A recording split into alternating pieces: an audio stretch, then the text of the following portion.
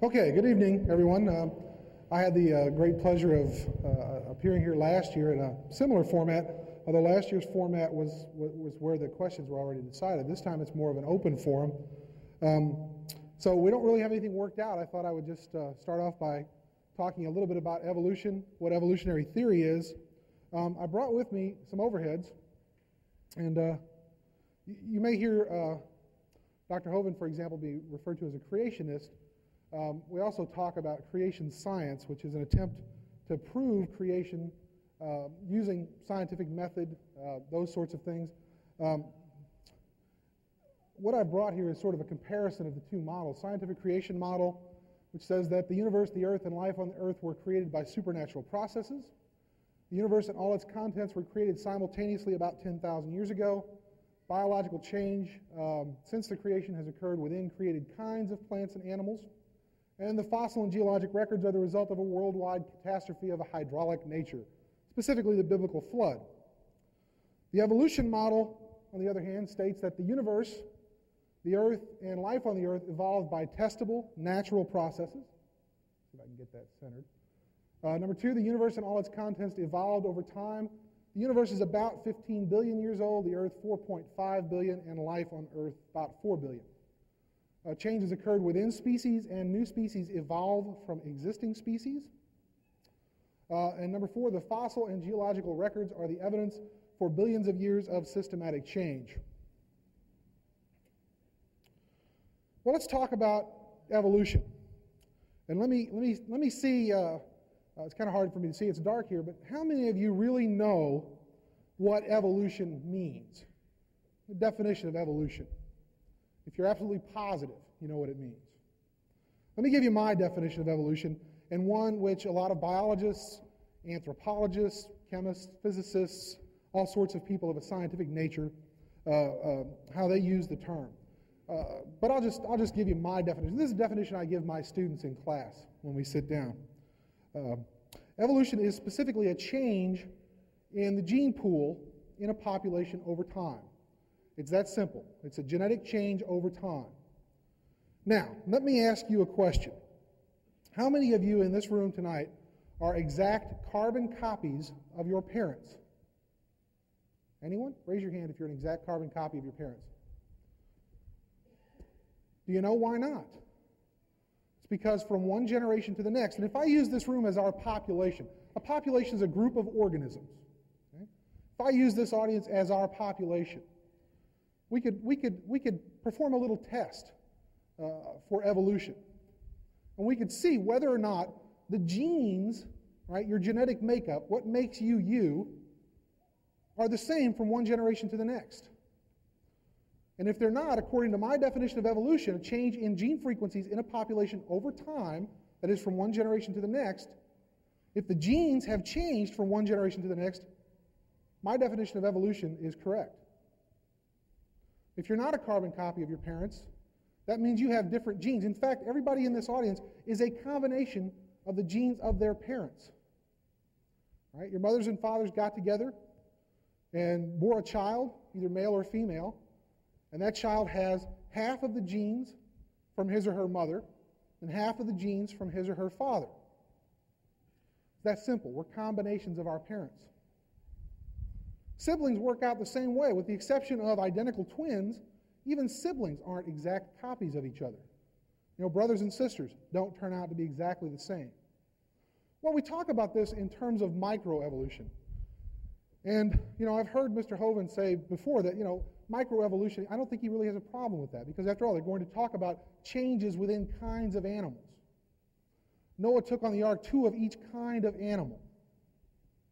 2 dog kind, 2 cat kind, 2 ungulate kind, you know, those sorts of creatures. Well, they have to explain, if Noah took 2 of each kind on the ark, how then do we get the diversity of species that we see today? Why do we have so many different kinds of dogs? Why do we have Dobermans and Dachshunds? And I've got a Chow at home, right? Different kinds of dogs. Well, that's microevolution. It's what we consider to be a change within a species. In fact, one of the other things that I teach my students is that we can see human evolution sort of in process. Let me ask you another question.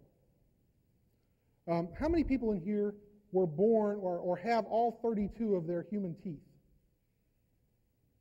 Anybody still have all 32 teeth, including all of your wisdom teeth? You younger folks probably don't have your wisdom teeth yet. You're only going to have 28 teeth, okay? As long as you have your adult teeth. Anybody in here had to have their wisdom teeth removed, taken out? Come on, raise your hands. Don't be shy. We can put our hands up. I had my wisdom teeth out. Why do humans have problems with third molars, wisdom teeth? Why do we have to have them removed? And what happens to you if you have problems with them and you don't have them taken out? What happens if they get impacted, infected, if they grow in crooked? You can get very sick from it. You can die from it. Well, you know, that seems like an imperfect design. We put a design flaw in the system. We're going to make an organism that has too many teeth for its mouth. In fact, it has so many teeth for its mouth that it's going to have problems with them. And if you don't have access to modern medicine, fortunately we do. We can go to the dentist, and the dentist can put braces on our teeth, or the dentist can pull some teeth. Right, I had to go to an oral surgeon. It was really nasty. I had to go in there and cut my jaw open and take out my teeth. And in fact, they severed my mandibular nerve while they did it, so I have a dead spot in my lower jaw from it. When we look at human evolution, and one of the things that I will encourage you to do tonight, I brought along some fossil casts of some of what I consider to be our human ancestors.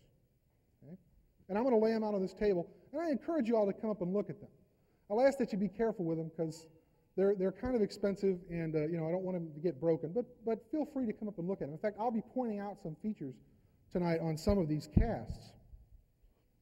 When we look, for example, at a human ancestor 1 million years ago, we find that they had 32 teeth. They had tremendously large faces. One of the things that will probably come up tonight is the issue of transitional fossils. They'll say to me, Dr. Hartman, if evolution is true, then we should see change. We should see evolutionary change over time, represented in the fossils that we have. I can show it to you. I've got it on overheads. I brought in some of the skulls. How many of you people in here have actually seen a real human skull before? Skull of an early hominid, an early human. I've got some to show you tonight. If you haven't ever seen them, I encourage you to look at them.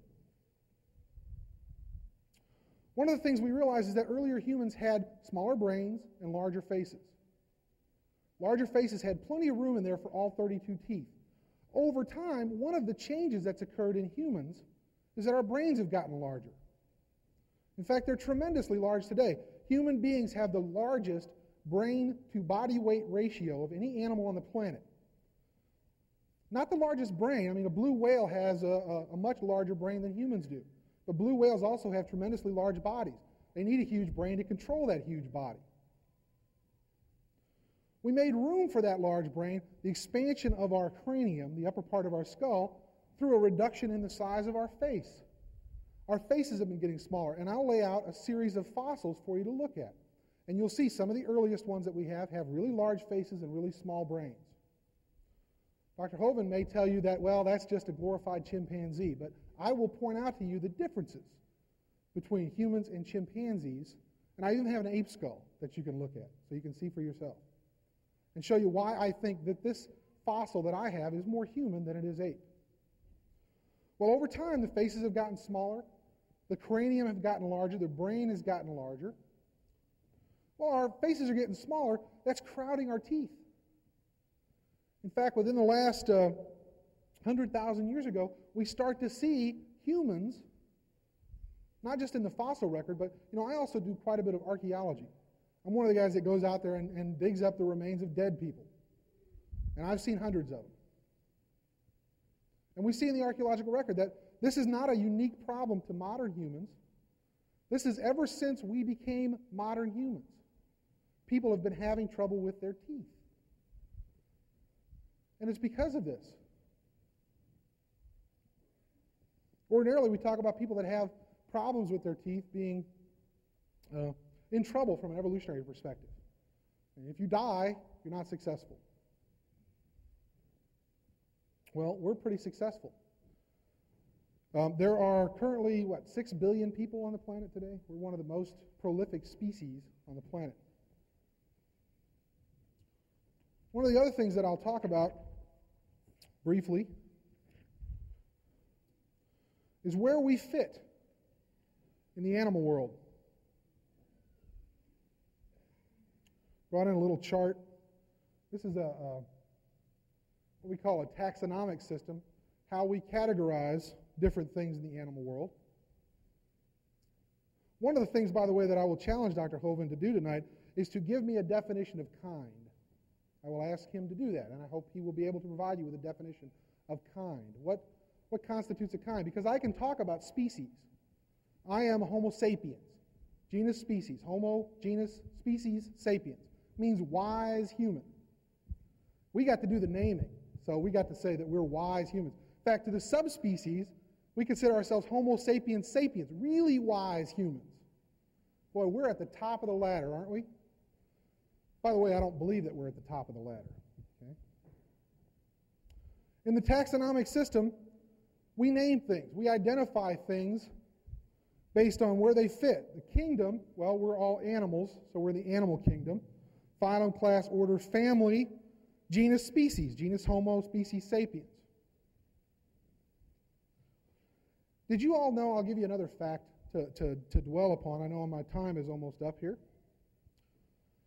That humans and chimpanzees share 98.2% of their genetic material. That's an interesting concept. There's more relatedness, more genetic relatedness between a human and a chimpanzee than there is between an African and an Indian elephant. And yet when we look at them, we have no difficulty saying those are both elephants. When we look at a human and a chimpanzee, we have no difficulty saying one is an animal and one is a human being. Genetically, they're not that different. In fact, it's a difference in matter of chromosomes. And let me tell you right now, chimpanzees have an extra set of chromosomes. So don't let anybody tell you that complexity is dependent on how many chromosomes you have. Because dogs and plants, some plants have hundreds of chromosomes. That doesn't make them more complex than human beings, just makes them different. Won't get into a lot of other similarities. We don't have a whole lot of time to dwell on that. One of the other things I want to bring up tonight is that there are an awful lot of Christians out here in the world, who don't really have a problem with evolutionary theory. In fact, you didn't see anything in my theory that says there is no God. Don't let anybody tell you that because you are an evolutionist, because you believe in evolution, you must also be an atheist. That's not correct. The Catholic Church doesn't have a problem with evolution. The Lutheran Church doesn't have a problem with evolution.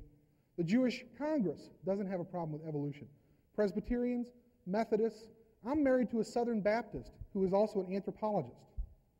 She is one of the most ardent believers in God and in Jesus Christ, and she doesn't have a problem with evolution. There does not have to be a conflict. Some of you are rolling your eyes. In fact, the guy at the timetable is rolling his eyes at me. Where does it say in my theory that there is no God? I don't see it anywhere. I'm not going to stand up here and tell you there is or isn't. I believe that someone's faith is a very personal thing. It's not my job to convince you that I'm necessarily right. In fact, if you walked in here completely disbelieving evolution, great. I have to stop now. I'll turn it over to Dr. Hovind. Well, it's an honor to be here tonight. My name is Kent Hovind. I taught high school science for 15 years. Now for the last 10 years, I've been in evangelism, and I travel around and speak on the subject of creation, evolution, and dinosaurs. Even my website, drdino.com, shows our great love for dinosaurs around our ministry. I appreciate Dr. Hartman coming tonight. It is surprisingly difficult to find an opponent to debate on this topic, and I'm very much honored that he would be willing to come tonight. It appears to me, after speaking on this topic for 10 years, that the ones who believe in evolution generally want to stand in front of their freshman class where they have the academic and psychological advantage, and they don't want to take on somebody on a level playing field where they can answer their questions. So I'm going to share with you tonight the two different views, and I appreciate what he said, and I would have to agree with everything he gave in his two definitions of the two different theories, creation and evolution, with one minor exception that I would have to differ with him on. The Bible teaches very clearly that God made the world in 6 days, and He did it about 6,000 years ago. He said up to 10,000 years ago. Well, maybe so, I don't know. But certainly the dates in the Bible add up to about 6,000. And then 4,400 years ago, there was a worldwide flood, and a fellow named Noah built a big boat and saved all the animals on board. This is the biblical view of history. The evolutionist view says 20 billion years ago, some say 15, some say 12, the numbers vary, but a long time ago, there was a big bang. They don't know what exploded, but they think there was a big bang. And then 4.6 billion years ago, some say 4.5, the earth cooled down and formed. And this, as it cooled down, it began to rain on the rocks for millions of years and turned them into soup, and the soup came alive about 3 to 4 billion years ago. This is basically the evolution theory. The Bible warned us to beware about science that is falsely so-called. I like science. Don't accuse me of being against science. The word science means knowledge, things that we know by observation or testing or demonstration. It is my contention that there is absolutely nothing about evolution that is scientific. And I'll give you the 6 different meanings of the word evolution in a minute. But 5 of them are purely religious. There is no scientific evidence for them at all. And we offer $250,000 at our ministry for somebody who can give real, empirical, testable evidence for evolution. I think kids are being brainwashed. They lose their faith. One professor said he was, at 15, became a Christian, joined the Southern Baptist Church, loved Jesus, but we went to University of Alabama, where I spoke yesterday. He lost his faith. Some professor got him to doubt God's Word. Actually, 75% of kids that go from Christian homes to secular universities will end up losing their faith by the end of their freshman year. Evolution is a religion. It violates the obvious first and second laws of thermodynamics. It does not explain where matter comes from, where energy comes from, where the laws come from. It does not explain how things get better without an input of enormous amount of energy and an intelligent force to organize the energy. It's a total violation of the known laws of science. It gives time, space, and matter the same character traits that we give to God. Able to create things. Evolution, I think, is a dud of a theory. It requires faith in all sorts of things. It requires faith that life can come from non-living matter. Nobody's ever seen that. It requires faith that an animal can produce a different kind of animal. Nobody's ever seen that happen. Members who no longer believe are excommunicated, just like any other religion. If a professor at the University of Little Rock stood up in front of his class and said, "Students, I no longer believe in evolution. I believe creation is true," there is a good chance that people would try to get him fired from his position. Dean Kenyon at Stanford University, they tried to fire him. He was a 20-year tenured professor of biology. He wrote books on evolution. But as soon as he got converted and became a creationist, they fired him. He sued them. They finally reinstated him as a lab assistant, which is what college seniors do, only because he believed in creation. Last week I sat in the living room of Robert Gentry, who worked at Oak Ridge Laboratories in Knoxville, Tennessee. He wrote major articles for magazines like Science and Nature, published all sorts of articles in major science magazines until they discovered he was a creationist, and his funding was shut off at the spigot instantly. Call him up, Robert Gentry. He's got a website, halos.com, H-A-L-O-S, and he'll be glad to talk to you about it. There are case after case where people are excommunicated because they no longer hold the faith of evolution. It is a religion. Only members in good standing are considered worthy of judgment. So if you don't believe in evolution, therefore you can't be a scientist, therefore all scientists believe in evolution. They define the terms, and of course, if we're under those ground rules, of course they're going to win the war in that situation. Evolution attempts to provide basic answers to the questions of life. Who are we? Why are we here? Where did we come from? Where are we going when we die? It is a religion. It deifies nature, Gaia hypothesis, and evolution. Those words are always capitalized, capital E. It's a religion. Majority opinion is somehow considered proof that it happened. I hear this all the time when I do debates. It's like, well, everybody believes in evolution. Oh, well, first place, not everybody believes it. Second place, even if everybody did, that's not proof that it happened. And these professors, I appreciate Dr. Hartman coming tonight, but I'll tell you, the vast majority, you told me you asked quite a few to come tonight, and they wouldn't do it. We probably get 1,000 to 1 refuse to debate, as opposed to the few that will come debate, and I certainly appreciate the opportunity tonight. Darwin, when he was 22 years old, graduated from Bible college to be a preacher. He set sail on board the Beagle in 1831. As he sailed around, he came to the Galapagos Islands, and he noticed there were 14 different varieties of finches based upon their beak shape. Charlie concluded that probably all the finches had a common ancestor. I bet you're right, Charlie. It was a bird. And then he concluded that this probably proves the birds and the bananas are related. Charlie said in his book on page 170, "It is a truly wonderful fact that all plants and all animals throughout all time and space should be related to each other." Would I be quoting this correctly to say that he is claiming that the birds and the bananas are related? I don't want to put any words into his mouth, but that is what he's saying, isn't it? Everything is related. See, what Charlie observed is called microevolution. And the whole argument here tonight is going to be over the definition of this word evolution. The kids, I think, are being deceived by the slippery definition of that word. Microevolution says dogs produce a variety of dogs. Roses produce a variety of roses. Folks, that's a fact. It happens. The Bible said it would happen. 10 times in the first chapter, God said the plants and animals will bring forth after their kind. And I think because of the Genesis definition here, if it's able to reproduce, it's the same kind. You asked for a definition of kind, I gave you one. I think if it's able to reproduce, a dog and a wolf are capable of reproducing. They're the same kind of animal. Now, they're classified as different species, but they are the same kind of animal. This word evolution has lots of different meanings. There's cosmic evolution, that's the Big Bang. Some people say, that's not what's in the books. Oh, I taught science 15 years. Trust me, it's in there, folks. The textbook says 18 to 20 billion years ago, there was a Big Bang. This is a vital part of their theory to explain where matter comes from. And then you'd have to have chemical evolution. If the Big Bang produced hydrogen and helium, how do we get the other 90 elements? We see carbon decay, potassium decays to argon, uranium decays to lead. All the evidence we see is for things decaying without an enormous amount of input of energy. In stars, under intense pressure and heat, maybe higher elements can be created for a few moments. But where did the energy come from? There'd have to be a long period of chemical evolution. Then you'd have to have stellar and planetary evolution. The stars would have to evolve. Nobody's ever seen one star form. We've seen lots of them blow up, but nobody's ever seen one form. So the evidence is against this stage of evolution. Then we'd have organic evolution. That's the origin of life. Nobody's ever seen non-living material come alive. This is not part of science. It's part of what they believe in. It's a religious worldview.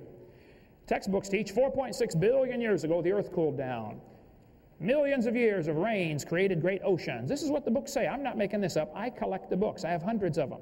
Millions of years of rains created great oceans. This one says, swirling in the waters of the oceans is a bubbling broth of complex chemicals. Progress from a complex chemical soup to a living organism is very slow.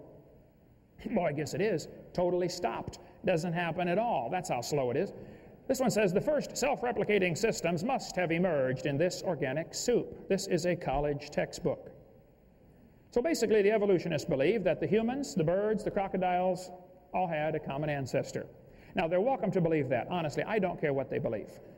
But I'm sick and tired of them using my tax dollars to spread this kind of propaganda in our school system when it's not science.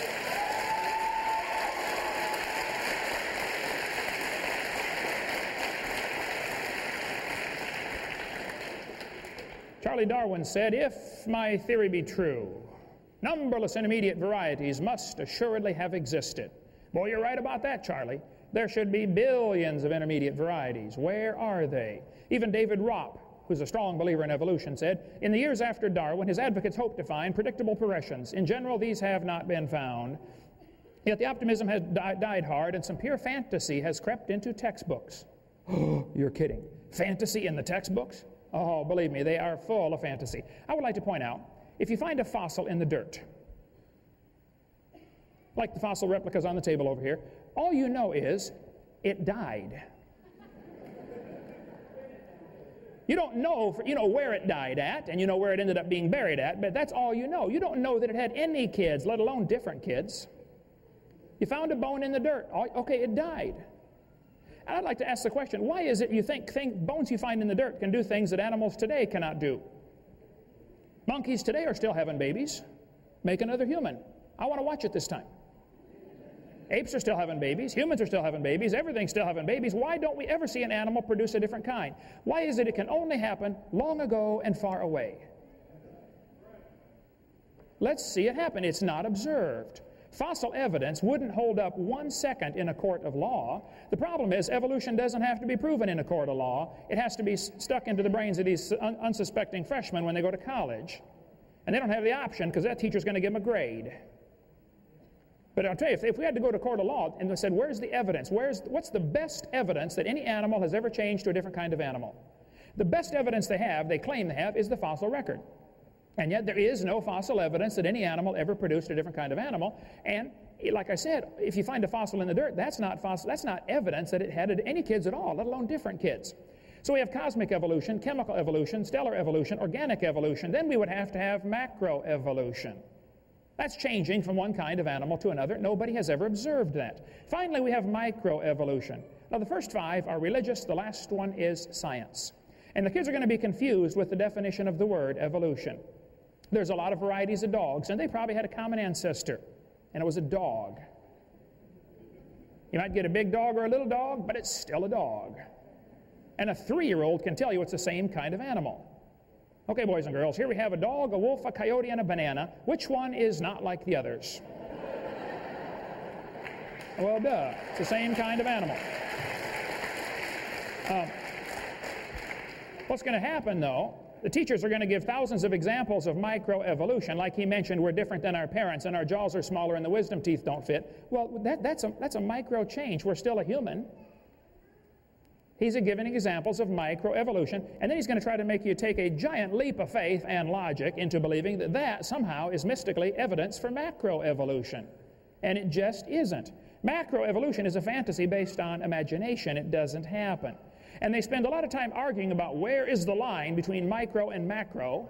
Well, I don't know exactly where the line is in some cases. I think that might be a good field of research. But that certainly doesn't mean the other ones are included. See, the other 5 definitions are smuggled into the textbook, riding on the coattails of examples of macroevolution. They're just smuggled in, folks. There's no evidence for them at all. I defy somebody to show me some evidence. We've got no argument with truth. Man, I love truth. I love science. But evolution has no scientific evidence to back it up. Truth comes from God. I'd like to see some evidence to back up evolution. We welcome any challenge. I have a standing offer. We offer $250,000 for proof for evolution. I mean, come on, let's have it. And I pay for my tickets to fly to do these debates. It's so hard to find an opponent. Honestly, I'm not a professional debater. I've never had a class on debate in my life. And usually the evolutionists are a lot smarter than I am, but I'm right and they're wrong. It's very easy to win a debate like that. We only object to lies being included in with the textbooks. If there's some real evidence for evolution, I would like to see it. There is none. In advertising, it's called bait and switch. It happened tonight already. Dr. Hartman gave his definition of evolution. Look at this textbook. Evolution is change over time. Is that really what they mean? In other words, there is no doubt living things have changed over time. Well, I agree with that definition. This textbook says evolution can be defined as a change in species over time. Okay, if that's really what you mean, I agree. Evolution happened. But that is not really what they mean. They suck the kids into believing in evolution with this one definition, change over time, which everybody's going to agree with. You're different than your parents, aren't you? Of course you are. And then as the kids get indoctrinated, they slip in the other cosmic evolution, Big Bang, organic evolution. And they're told, if you don't believe in all this other 5, then you don't understand science. Well, I resent that. I was in a debate in El Paso, Texas a few weeks ago, and the professor basically said over and over throughout the debate, well, you know, the average person just doesn't understand the complexities of this topic. I said, folks, what he's trying to say is he's smart and you are dumb.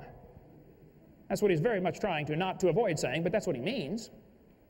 There is no evidence. See, variations happen, but they have limits. I agree variations happen. You might get a big pig or a little pig, but you're still going to get a pig, and there's a limit. You're never going to get one as big as Texas. There's a limit. Roaches become resistant to pesticides, but they'll never become resistant to a sledgehammer. There's a limit. And it's still a roach, by the way. They don't produce any new kind of plant or animal. Variations happen. Christians and creationists have no argument with that, but they have limits. Big dogs and little dogs are still a dog, and nothing new is added to the gene pool. Thank you.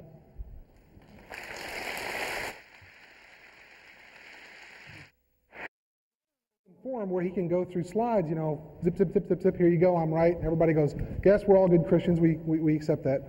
I would ask him to accept one of those debates where he can put his thoughts in words, where everybody can see them, give his evidence, put it up there, let people scrutinize it, give people a chance to respond to it in writing, give people time to think about it. That's what I would like to see. I came here tonight not because I think you all are dumb. I don't. If I did that, I wouldn't be here. I don't think my students are dumb. I'm not trying to indoctrinate my freshman class. It may surprise a lot of you to know that, you know, I carry one of these around with me a lot. Bible. I tell my students to read the Bible, especially if you're going to go talk about evolution and you're going to talk about creationism. You need to know what's in here, folks. The same way I would tell you that if you read nothing but the Bible, you're being misled too. You need to read what's in the science textbooks, not just listen to what one man comes here and tells you. Read what it says in the science books. One thing I will take issue with, when you put up a quote from somebody and you see those little dots in them like you saw in the Darwin quote, there's something missing there. That means you're paraphrasing. You're quoting something, but you're only quoting the parts of something you want somebody to see, and you're leaving out the parts that you don't think somebody should see. That's a little misleading. If you're going to put a quote up by somebody, if you're going to quote somebody, quote the whole thing. Read the whole thing. I understand time constraints, but I'm not up here quoting anybody. I'm not up here telling you what somebody else says. I'm up here telling you what I have to say. Okay? Let's see what else. I wrote quite a few notes. Interesting that when I said that creationists believe the earth is 10,000 years old, Mr. Hovind said 6,000 is what it says in the Bible. Somebody correct me because I'm kind of rusty on this, but Adam was created on the 6th day? Is that correct? Well, in Paul, he says a day unto God is like 1,000 years unto us. So on the 6th day, the earth was already 6,000 years old. If you add 6,000 years to that, which is the time since Adam, that makes the earth at least 12,000 years old, not 6,000 years old. Yeah, I know, I'm nitpicking, I'm splitting hairs, but if you're going to stand up there and tell somebody the earth is 6,000 years old and here's my evidence, and it's scientific evidence, or whatever kind of evidence you're going to provide, I have to be able to go and refute it. That's what science is all about. If I put up something here that you don't agree with, feel free to go after it, attack it viciously. Evolution is not a religion, it's a theory. It's no worse than the theory of gravity. I've got a set of keys here. Anybody want to take a $250,000 bet that if I let go of these keys, they will not hit the floor? Put your faith in the theory of gravity. Well, not faith, but trust in the theory of gravity. Einstein was right about it. Lots of other scientists have been right about it. If you reject evolutionary theory, you're not just rejecting what he would consider somebody's religion. You have to throw out geology, physics, chemistry, archaeology, anthropology, biology, all of those ologies, all of the sciences, all of the things, by the way, we benefit from. Modern medicine is based on biology. It's based on evolutionary theory. Our ability to treat viruses is based on our ability to cope with their evolution. One of the reasons why the HIV virus is so difficult to treat is because it mutates so rapidly. It changes.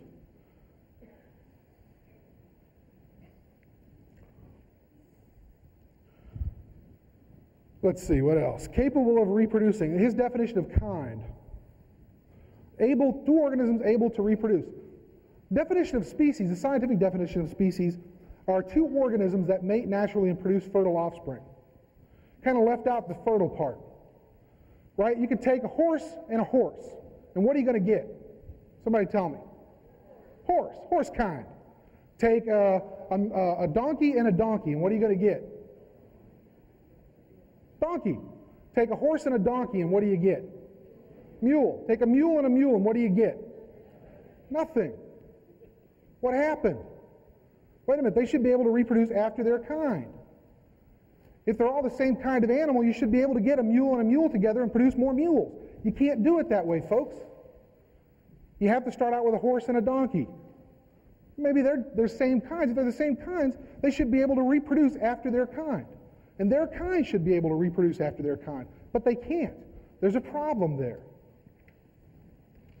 Oh, the fan's blowing my notes. Thank you. Yeah, I've tripped over that a couple of times. You have to be careful of the podium up here. We don't see stars form. Well, I've seen some images from the Hubble telescope that look pretty impressive. Star formation. You should check out NASA's website. They have some pretty amazing photographs, not just of star destruction, but of star formation. Public schools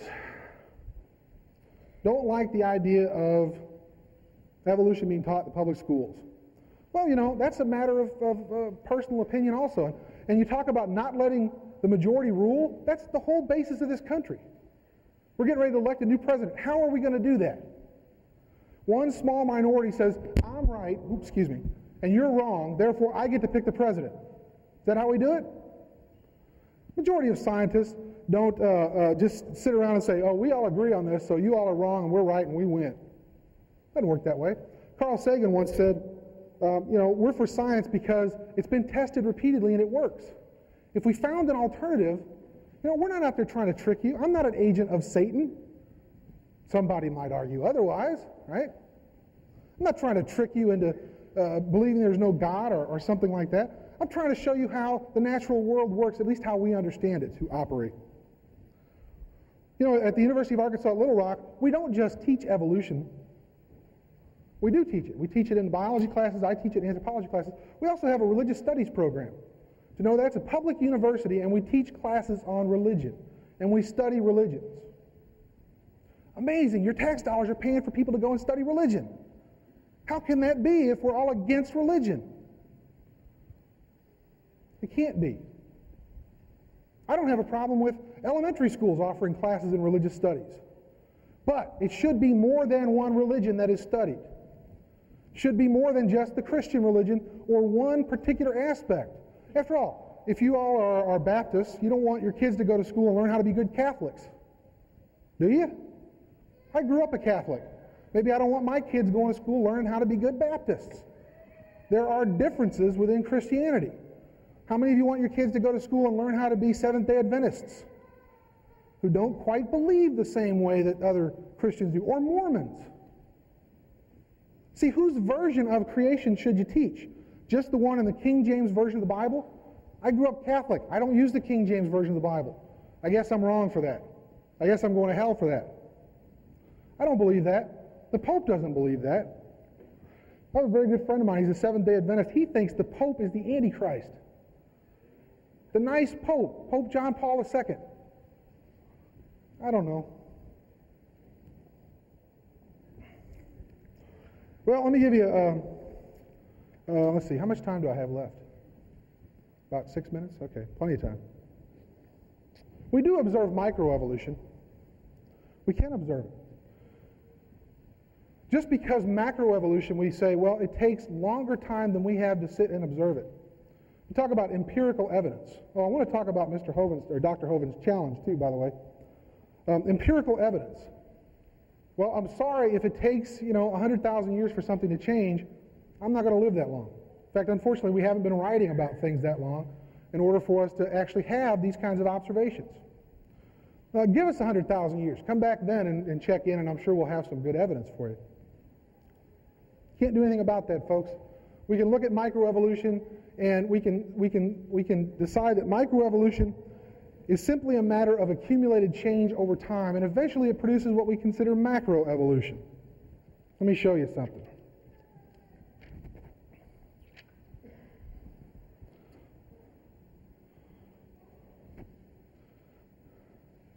How do you suppose it got to be, if horses and donkeys are the same kind of animal, that something got screwed up with their genes so that they can no longer produce after their own kind? How did that happen? Well, I think it's because the populations got isolated. Suppose there was a primitive horse kind. Let's not even talk about species. Okay? Microevolution says that there will be change over time. Macroevolution is just an accumulation of those changes such that you get something that can no longer reproduce with what it once was. It's that simple. Here's a little diagram. Two demes of a single species, two populations of a single species, if you will, separated by some kind of barrier, a water barrier. If you have organisms that can't cross a river and a river flows between them, it effectively isolates the two groups of populations. Put the horses on one side, the donkeys on the other if you want to. Over time, microevolution happens to both of them. If we're willing to grant that microevolution can change somebody's teeth, why not somebody else's reproductive system? See, we can say that, well, it works on teeth, but it doesn't work on anything else. It works on everything, folks. Microevolution works on everything. Eventually, you've got enough change to where maybe their genes don't quite match up. The problem with humans and chimpanzees is that chimps have 48 chromosomes and humans have 46. If you did try to get a human and a chimpanzee to mate, God forbid, right? You couldn't produce anything because they have incompatible chromosomes. When the sperm and the egg get together, there's a chromosome left over, and it happens to be a big one. It's an insurmountable challenge. It won't happen. Can't even do it in the laboratory. Not that we should try. Hopefully nobody's trying that. Okay? Two separate populations separate for long enough, different microevolutionary changes. All of a sudden, you get them back together, right? Somebody gets a farm and gets a horse and a donkey, puts them back together, and they can't produce after their own kind anymore because there's been a real genetic change, a microevolutionary change that's accumulated over time such that now it's a macroevolutionary change. Horses and donkeys and mules are different species, and I would argue they're also different kinds of animals. Let me finish up with a challenge. I saw this, hey, I'm like the rest of you, my mouth watered. $250,000. Where's the criteria? Where does it say what kind of evidence I will accept? Well, one man tried to accept the challenge. I'll ask Mr. Hovind if he's familiar with Kevin Henke and Dr. Berend Vlaarderingerbroek, who's from a Scandinavian country. Pardon me for butchering his name.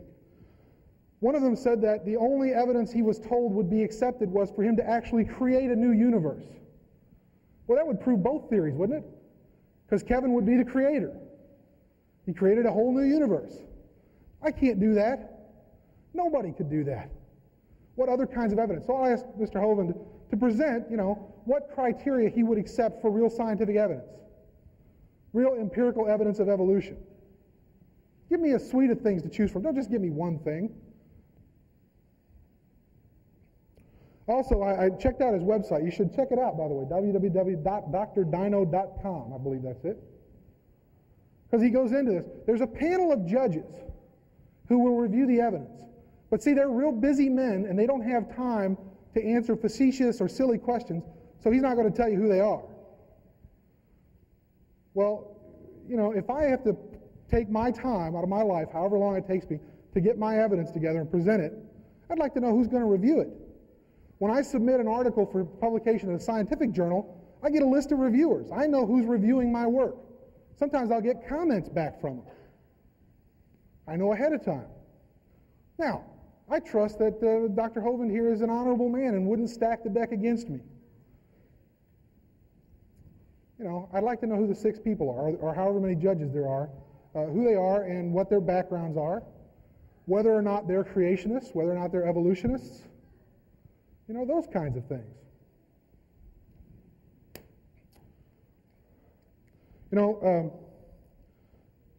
I was being facetious, but, I really will make that bet with anybody. It's the same kind of bet. I'll hold up my keys and I'll let go of them. If they don't hit the floor, you win my next year's paychecks.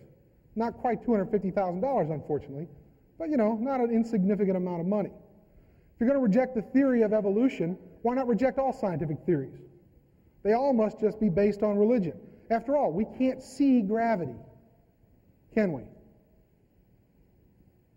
about time for me to stop, so I'll go ahead and stop there. Thank you.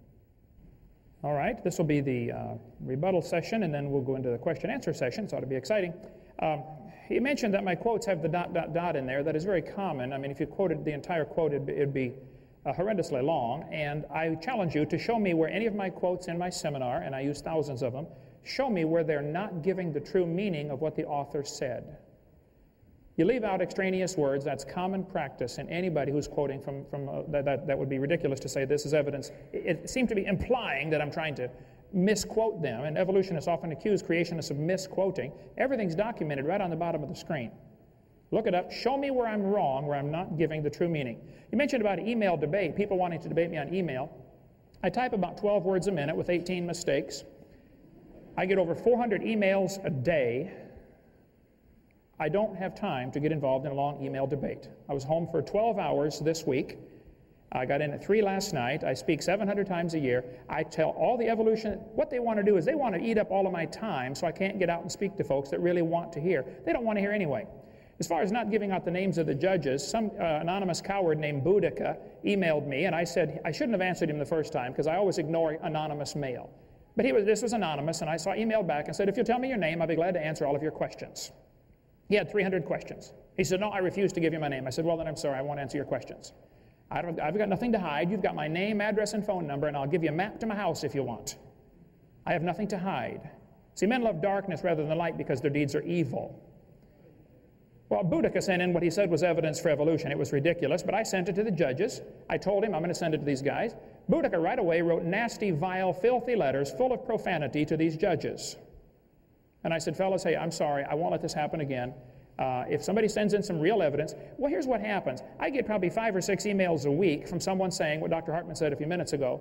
Well, if I knew who the judges were, what they're trying to say is, I don't really want to give you my evidence because I don't have any, but boy, I'm going to pick on you for your offer. They strain at gnats in the offer of $250,000 rather than just send the evidence. I would like you tonight, Dr. Hartman, to give the audience here the best evidence you have for evolution, for macroevolution, the best evidence you've got. Let's not waste time with all the little stuff. Please give us the best. I have over 500,000 videos out there in circulation that we've produced, plus who knows how many copies of those that have gone around. My words are easy to examine. I don't have time to type everything out, though we are putting, as of today or tomorrow, should be, my entire seminar will be on my website. You can click a button and watch the videos and listen to the audio, free of charge, and then you can challenge anything I'm saying, and if you think I'm misquoting somebody, please let me know. I'm certainly not perfect, and I've made lots of changes through the years. He mentioned evolution as a theory like gravity. Now, that is absolutely ridiculous comparison. Gravity has evidence. We can observe it happening. We don't observe anything about what he said about evolution. To compare evolution with gravity is silly. Sure, we can watch things happen. We can watch gravity. There's testable evidence. Where is the testable evidence for macroevolution? Where is the testable evidence for cosmic evolution? Where is the testable evidence for organic evolution? There is none, and that's what my offer is all about. So don't compare evolution to gravity. And then he said, if we reject evolution, we have to reject science. Well, that's a ridiculous comparison. I don't reject science. I defy you to show me one beneficial thing we have in the world today because of the evolution theory. What good has it done? Is that why we have electricity? Is that why we have computers or video projectors? Is that why we have... Can you name anything we have in the advancement of science because of the evolution theory? When you have your time in just a minute. As far as mutations of viruses, modern medicine, all of the branches of modern science were started by creationists. The evolution came in like a leech and took over what they'd already created. They don't ever create anything new. They take over universities that were started by Christians and creationists, like 97% of the first colleges in America were started by Bible-believing Christians. They come in there and take them over, but they don't start their own. It's like a leech. They got to take over what somebody else does. What good has evolution done? You mentioned about star formation. I believe I got your quote. You said it may be happening now. You saw some pictures of the Hubble telescope sending back. This is typical. They say, well, evolution, we have evidence coming in right now, or they're studying this in the laboratory. We've been studying for 120 years. Where's the evidence that has stood the test of time? Why is it always, well, we're looking at it right now? Well, that's not evidence yet. Let's see something that has stood the test of time. Nobody has proven the formation of any stars. They're seeing a bright spot in Crab Nebula, saying, wow, it might be a star forming. Well, it might be the dust is clearing, and you're seeing a star that was behind it all along. We don't know yet. Let's see some evidence that stood the test of time. He's mentioned about majority rule. Well, 91% of the population of America believes God created the world. 47% of them believe He did it in the last 10,000 years. If we're really going to have majority rule, then let's throw evolution out, since so few people believe it anyway.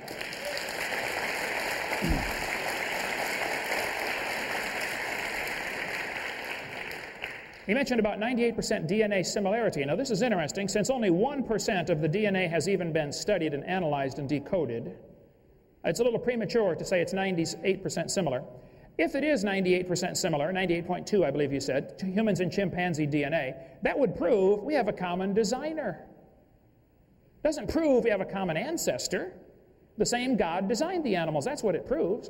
I think it was pretty smart for God to make all of the plants and animals from the same basic amino acids so that a brown cow can eat the green grass and digest it and turn it into white milk, which turn it into yellow butter, and I eat it and get blonde hair, all made from the same amino acids. That's not proof that we came from a common ancestor. It's proof the designer was thinking. See, if we didn't all have the same similarities, we could only eat each other. We wouldn't be able to digest anything else. So it was smart for God to make things from the same building block. The argument that similar DNA proves a common ancestor is like saying, I have 2 books on the table, and I've analyzed all the words in these 2 books, and I noticed they have exactly the same 26 letters. They would, wouldn't they? This proves they both evolved from an explosion in a print shop 10 billion years ago. I mean, come on, that's ridiculous, okay? This proves somebody's using the same 26 letters with intelligent design behind it to create words and paragraphs and sentences. An intelligent designer took the 20 amino acids and put them in to make protein strands, which makes the cells, which makes our complex bodies, that were all come from the same designer.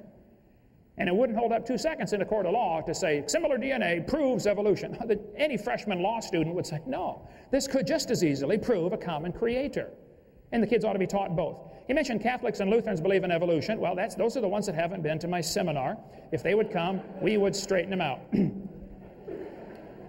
mentioned about empirical evidence, and his answer was, I said, where's the empirical evidence? He says, well, we don't live long enough. Now think about that.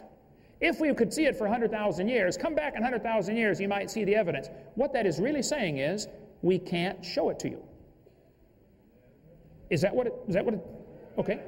Therefore, that's my point. It's not science. It's not observable. It's something you believe in, and you're welcome to believe in that, Dr. Hartman, but don't call that science, and for heaven's sake, quit using tax dollars to teach that religion to the students.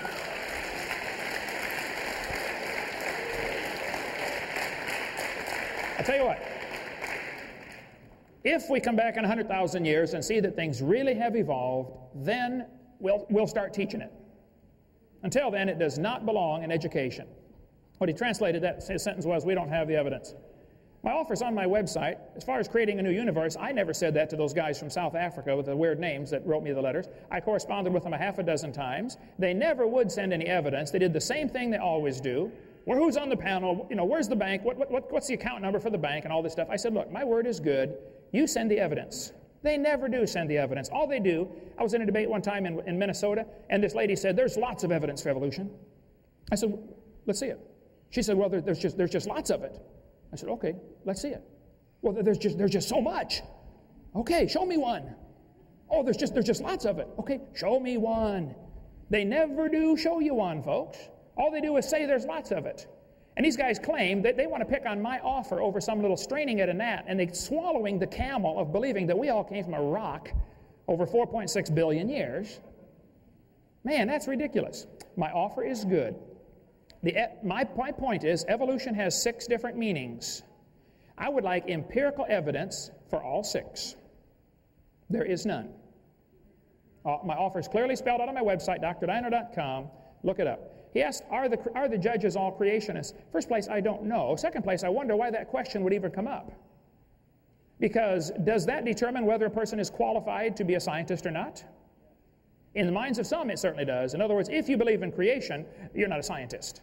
This sounds like the Soviet Union 10 years ago. If a teacher stood up in the Soviet Union and said, you know, kids, I don't think communism works. I think capitalism is a better system.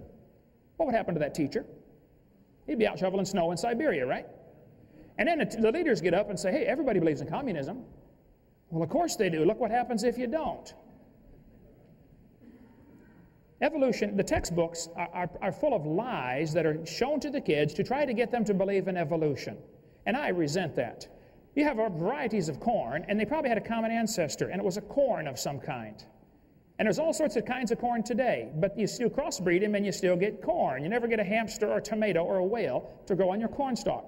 Nothing changes. There's varieties of dogs, and they probably had a common ancestor. You have big horses and little horses, and they might have had a common ancestor. And as far as the horse and the zebra and the mule not being able to breed, well, what we're seeing is branches on a tree that came from a common root, and now they're so different, they can no longer interbreed. That still doesn't prove they didn't have a common ancestor.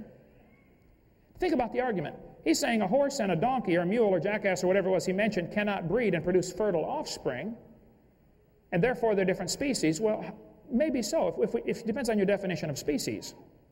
Who gets to decide what the definition of species is, for one thing? But get a horse and a zebra and put a 5-year-old next to him and say, are these the same kind of animal? Oh, yeah. Anybody could tell you they're the same kind of animal. Seeing the branches on the tree where they now have diversified, where they're no longer interfertile, well, that doesn't prove they didn't have a common ancestor.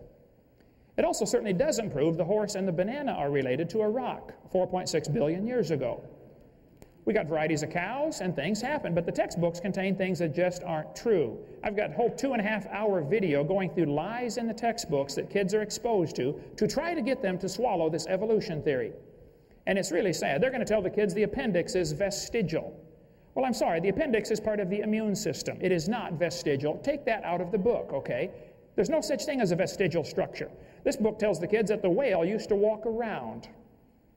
It says the whale has a vestigial pelvis and leg bones. Vestigial pelvis and leg bones, evidence of its evolution from four-legged land-dwelling ancestors. Well, the guy that wrote this is either ignorant of his whale anatomy or he's a liar, because those bones are essential for the whales to reproduce. Muscles attached to those bones. The male and female whale bones are very different. That has nothing to do with the whale walking on land, but this kind of stuff is presented to the kids as evidence for the evolution theory. And I'm sorry, it's a lie. If you have some real evidence, I would like to see it, but don't lie to the kids. This one says the humans have a tailbone that is of no apparent use. I had a guy tell me that in a debate in Huntsville, Alabama. He said, humans, we got proof for evolution. You no longer need your tailbone. I said, sir, there are 9 muscles that attach to the tailbone, without which you cannot perform some very valuable functions. But if you think the tailbone is vestigial, sir, I will pay to have yours removed. Bend over. It is not vestigial. I would like to point out there are no vestigial structures, and secondly, even if there were, that would be the opposite of evolution. That's losing, not gaining. Show me how we gain something. And even people like Pierre Gross, who believes in evolution, said mutations do not produce any kind of evolution. All you get is a mutant variety. And then the textbooks tell the kids that natural selection goes in with evolution somehow. Oh, come on. I got nothing against natural selection. Natural selection is a conservative process that keeps the species strong. It doesn't change it to something else. It's sort of like a quality control. It's not going to change it to anything else. But the textbook tells the kids natural selection causes evolution, and that just simply is not true. Natural selection keeps birds birds and dogs dogs. It doesn't turn a bird to a dog or anything in between. It's a conservative process. They tell the kids the fruit fly is evidence for evolution. All they did after years of mutating those poor flies is got flies that were worse off than Grandpa Fly. They got flies with curled wings and flies with no wings. That's not a fly, that's a crawl. They got all kinds of mutated flies. They never got a beneficial mutation. They're going to tell the kids, it's still in your textbooks right here in Little Rock, Arkansas, that the peppered moth is evidence for evolution. After 40 years of watching, exactly 2 moths were found on the trees. 2 in 40 years. So they glued dead moths to the trees in order to take the picture to put in the textbooks to make the kids believe in evolution. That's a lie, folks. They're going to tell them there's evidence from similar structure. The forelimb of the animals is all similar. That proves a common ancestor. No, no, no. That proves a common designer. Chevy and Ford all have 4 wheels on the ground. That proves they all evolved from a skateboard 18 million years ago. No, it proves it's a good design and it works good, okay? That's what it proved. They're going to tell the kids the human embryo has gill slits. That was proven wrong 125 years ago, but it's still in textbooks today. Ernst Haeckel made up this whole thing in 1869. His charts are used right now, today, at the University of West Florida.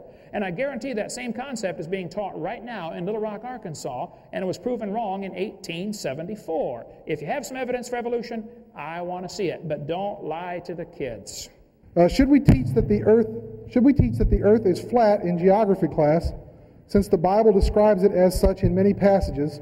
See Revelation 7:1, Psalm 24:2, 104:5, Isaiah 24:18, Matthew 4:8, 1 Peter 1:20, others. Obviously, I don't think we should. If it says the earth is flat in the Bible, the earth is obviously not flat. That's been proven. We can't teach that in geography class. I don't need 3 minutes to answer that question. Okay. Ooh, there we go. I didn't get time to boot up the verse, but the Bible teaches very clearly the earth is round. It says, yes, in the book of Isaiah, chapter 40, that the Lord sits on the circle of the earth. Here it is right here. Isaiah chapter 40 and verse 22, it says, the Lord sits upon the circle of the earth. The Hebrew word there is the word for sphere, a ball, a three-dimensional object. So the Bible does not teach the earth is flat. A few heathen a few hundred years ago started teaching it was flat, and they tried to blame that on the Christians. I'm sorry, the earth is round, okay? I don't have a problem with that. Thank you. I guess I get to ask a question first. Please state the second law of thermodynamics. And within a closed system, entropy will increase. This second law of thermodynamics is interesting. The second law is stated many different ways, okay? And no matter how you state it, somebody else is going to find a different definition someplace else. So basically, it boils down to the idea that everything tends toward disorder. The evolutionist somehow has got it into his mind that if you add energy, you can overcome the second law of thermodynamics. Now, this is certainly not true. Adding energy does not help anything. You have to have something to utilize that energy. The sun adds lots of energy to the earth every day. All of it is destructive, unless there's a system to utilize that energy called chlorophyll, which is a very complex molecule. If it weren't for chlorophyll, the sunlight is eventually going to peel the paint off your car and destroy the roof of your house, and when it's done, it's going to destroy the rest of the house. Adding energy doesn't help. Filling your front seat of your car full of gasoline isn't going to make it run faster. You have to have a complex system to utilize that gasoline called a carburetor and a drivetrain. So the normal response to the second law of thermodynamics from the evolutionist is, well, in a closed system, you know, if you add in the first place, the universe is a closed system, okay? Where's this extra energy coming from? Secondly, I'd like to point out, adding energy doesn't help. We added lots of energy to Iraq a few years ago. We didn't organize a thing. Adding energy disorganizes things. The idea of a human embryo developing from 2 cells into a full-grown human, they'll say that's an example of the opposite of the second law of thermodynamics. No, it's not. It's following a complex DNA code, and there's an enormous amount of input of intelligent energy. You need not only energy, you need intelligence, and you need a system to utilize the energy. The second law of thermodynamics is one of the main proofs that evolution didn't and can't and won't ever happen. Thank you.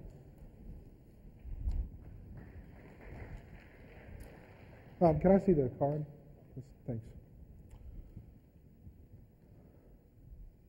Second law of thermodynamics, within a closed system, change in entropy will always increase.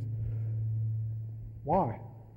I guess I don't really understand that. You have to have an intelligent designer to overcome the second law of thermodynamics. I don't really grasp the answer, and I guess I'll have to wait for clarification on it. Things tend toward entropy, but you add energy to the system.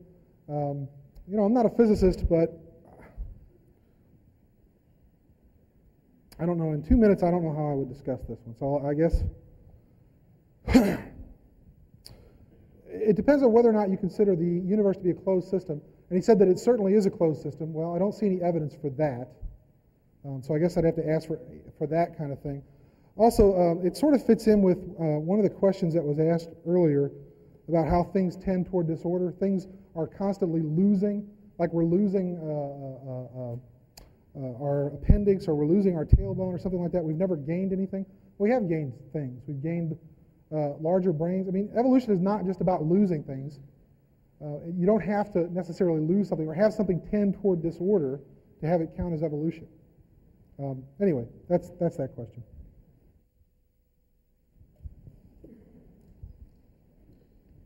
Okay, I was given... Okay. I guess we're switching back and forth. This is kind of a long one, but I'm just taking them. I am a junior at UALR, which is the university I teach at. You said earlier that you were not trying to indoctrinate freshmen. My freshman year at UALR, I studied biology under Dr. Lanza, an evolutionary biologist. Half of the semester was spent studying evolution. On the first test, I answered her questions thoroughly, including quotes from various stories that I had read, but she gave me an F. The only way I was able to pass was by quoting her on the textbook. I was under the impression that college was supposed to be about teaching people how to think for themselves intelligently. If this is not indoctrination of you and your colleagues' theories, what is it? Well, I can't speak for Dr. Lanza. I guess the way this usually works in university is if you're asked a question and you have to provide the answer. And if you don't agree with the answer, I'll tell you a story I had in graduate school one time. A professor asked me to talk about Neanderthal evolution. And I went up to her and I said, I don't like the way the question is worded. And she said, well, I'll tell you what. You answer the question the way you want to, but if you can provide me with evidence to back it up, I'll accept your answer. So I did. I changed the question slightly. I answered it. I provided her with evidence to back up what I had to say. She gave me an A on it. I think it depends on the professor. I can't speak for Dr. Lanza. I certainly don't think that I'm indoctrinating my students and telling them that if you don't believe the way I believe, you're going to get an F. And I don't think that's what Dr. Lanza says either. I know her. I don't know her very well. She may even be here tonight. I mean, the flyers were circulated in the biology department, certainly. So, I mean, I don't know how this really relates to me, per se. I don't do that sort of thing. Certainly, I've flunked students before. Usually the ones that don't come to class or that don't do the assignments, don't turn them in on time.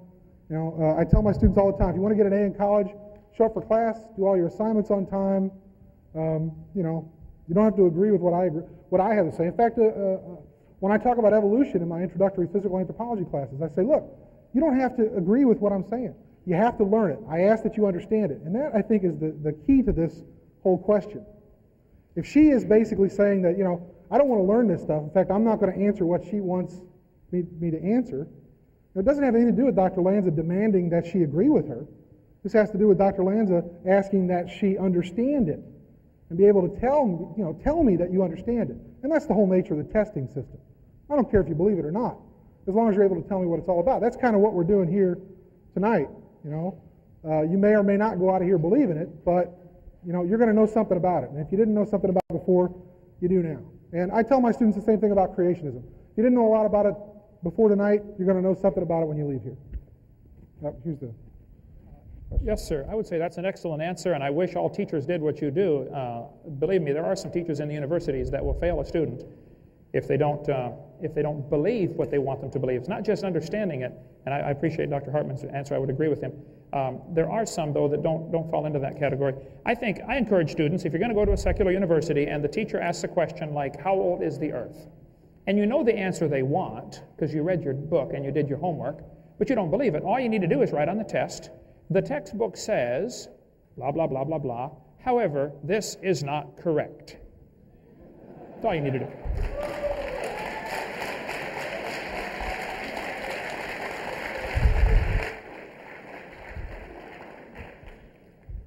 This question was asked on 4 pages of prepared questions. Obviously, somebody thought ahead about this one.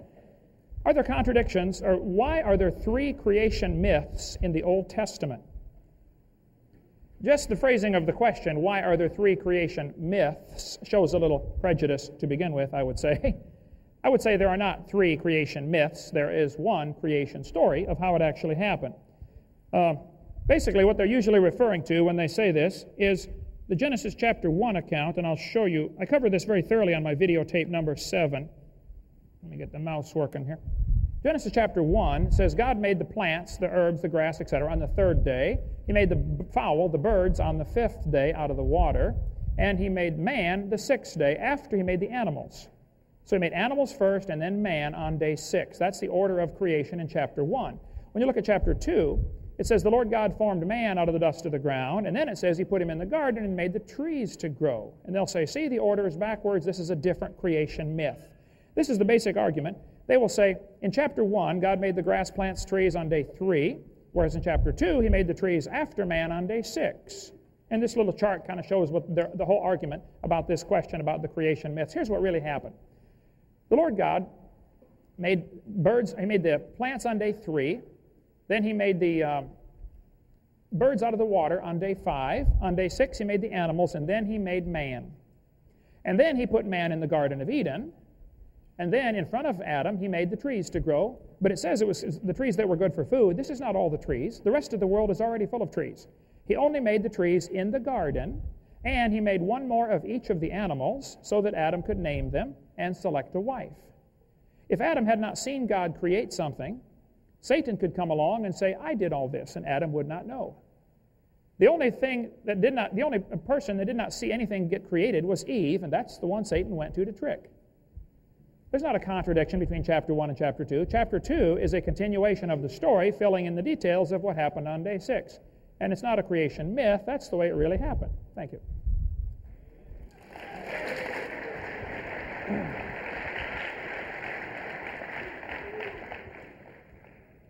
Okay. Well, this one puts me in an awkward position because I'm not here tonight to denigrate the Bible or to tell you that the Bible is not correct or that it has contradictions. But I think it does have some contradictions. which I don't think there's anything wrong with that. I mean, lots of religions look at the Bible and they interpret it. They say, okay, it's a set of parables, it's a set of morals. It shouldn't necessarily be taken literally, because if you take it literally, you run into some problems. For example, in Matthew 27:5, Judas threw down the pieces of silver in the temple. He departed, and then he went and hanged himself. But in Acts of the Apostles 1:18, Judas kept the silver and purchased a field with it. He went into it, and falling headlong, he burst open, and all his bowels gushed out. He either didn't keep the silver, or he kept the silver. He either hanged himself, or he didn't hang himself. He died in a field being disemboweled. If you take it literally, then you have to believe both accounts, but obviously both accounts can't be correct unless he hanged himself, fell out of the tree, hit the ground, and burst open.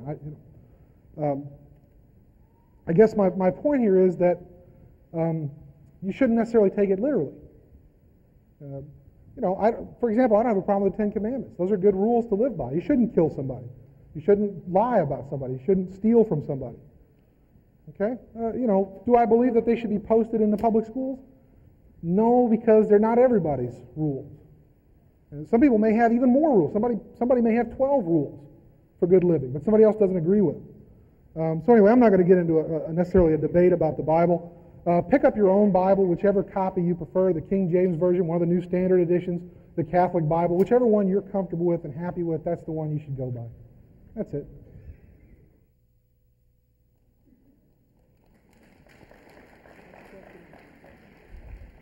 Question is my microphone? There it goes. Ooh, oh. Technology is our friend. If evolution is true, why don't we have apes instead of babies? We do. Human beings. This gets to the question of whether or not humans are animals. Some creationists will tell you that we're not animals. We are animals. We eat, we sleep, we reproduce, we defecate, we do all those nasty things we don't like to talk about in public, but by golly, every one of us does them. If that doesn't make us animals, what does? Do we have dominion over the animals? Of course we do. We've got all the power. Give birth to an ape? Well, we can't do that. I've already talked about, chimpanzees are the closest to us genetically, but there's a little problem with the chromosomes. I personally believe that we shared a common ancestor 5 million years ago with chimpanzees. Not that we evolved from chimpanzees, but that we had a common ancestor. The common ancestor probably had 48 chromosomes. And by the way, I'll point out something that Mr. Hovind said earlier about, let me see if I get this. Well, no, I think I'll save that for my closing remarks. Chimpanzees have one extra set of chromosomes. We can't physically reproduce with chimpanzees. One thing I will point out is if we're talking about kinds here, and we have to talk about relatedness, chimpanzees, I said, were 98.2% similar to humans, but gorillas are about 94%, and orangutans are about 92%. Now, if they're all ape kind and they all have one common designer, then why aren't they all equally dissimilar? You see what I'm saying? Why aren't gorillas 98.2% genetically the same as we are? Why are they a little bit different? Because we understand that they evolved at a slightly different time period. Gorillas, in fact, emerged a little bit earlier. Chimps and humans split about 5 million years ago. Gorillas split off about 10 million years ago. Orangutans about 17 million years ago. The fossil record, by the way, agrees with that. We find the fossils in the correct stratigraphic profile, and the dates match up. We find the first orangutans emerging about 17 to 20 million years ago. The first gorillas show up about 10 to 15 million years ago. The first chimpanzees show up between about 5 and 8 million years ago. The first humans show up about 5 million years ago. Anytime you get two lines of evidence, it's not like I'm telling you that geology has the answer or genetics has the answer, but they correlate with each other. Genetically, we see that they're about where they should be in terms of how closely related we are. And the same thing we look at in the fossil record in geology, and we can see that matches up fairly closely. Thank you. All right, thank you. My response, if evolution is true, why don't we have apes instead of babies? I would agree there's certainly a genetic difference. I think I would disagree a little when he said, as far as humans are animals, though I've seen some would make me want to believe that. I think it depends on who gets to decide where the classifications are drawn. If you divide them up, for instance, maybe God's classification system is not the same as Carolus Linnaeus's classification system. It could be that God considers whales, since they live in the water, part of the fish family, and we've decided to divide them up based on whether they breathe air above water and have milk glands and have hair, et cetera, et cetera. So it goes back to really who gets to decide what the classification divisions are, and then you can change them wherever you want. I would say plants have a body, animals have a body and a consciousness of life, and man has a body and a consciousness of life and a consciousness of God. There's something very different between man and the animals. None of the animals have culture, like music and thoughts, and express their words and their emotions in writing, and pass down this information generation after generation. So I'd say we're very different than the animals. I would not want to do that. Okay, my question, I don't know if it would matter to you, Dr. Hartman. You may not even want to give a response. You certainly can if you want. The question is, where did you get your degree from, and what is it in? I get asked this question a lot, as if usually it's an indication. When someone starts attacking a man personally, which is often what it leads to, these kind of questions, and I'm not saying it is, but often it is, that's an indication they're losing the debate on common sense, logic, and other things, and so they're starting to look for an ad hominem attack on the individual. This is like the Western Union guy comes with a telegram, and you read the telegram, and you don't like what it says, so you shoot the messenger boy. That's what happened. So the question, do you have a PhD? The dictionary definition of PhD is a doctor of philosophy. I went to a small, non-accredited Christian university in Colorado Springs, Patriot University. I earned a Doctor of Philosophy degree. There's their phone number. Call them up if you don't believe me. They have about 400 students. They have about 25 graduates every year. There were 3 graduating that year with me with a PhD in education. My degree's in education. It's from a non-accredited school. I don't argue credentials with anybody. If you don't like to call me Dr. Hovind, call me Kent or Hey You or whatever I don't care, but deal with the issue, okay? The issue is not whether a person has a degree. I worked very hard for my degree. I don't know if other people work hard for theirs or not. But when a person gets to the point where they're attacking you personally, that's an obvious sign they are losing the debate. So keep that thought in mind. Thank you. Well, let me just remind everybody that I didn't ask this question. So, and I don't participate in the ad hominem, I'm not going to attack Dr. Hovind at all. Where did I get my education and what subject? I have a Bachelor's of Arts degree from the University of Missouri, granted in 1990, in anthropology, and I have a PhD, a Doctor of Philosophy, from Texas A&M University, Giga Maggies, right? From 1996, also in anthropology. My dissertation was in archaeology, and it's available, by the way, if you want to look at it, through University of Microfilms. I didn't bring a copy of my diploma, but I have it hanging on my wall if anyone cares to look at it. That's the answer to that question. Oh, my question. Well, I love this question. How, if we evolved from apes, why do we have a consciousness, know what is right and wrong? Some of these are in pencil and they're kind of hard to read. How, if we evolved from apes, why do we have a conscience, know what is right and wrong, and apes do not?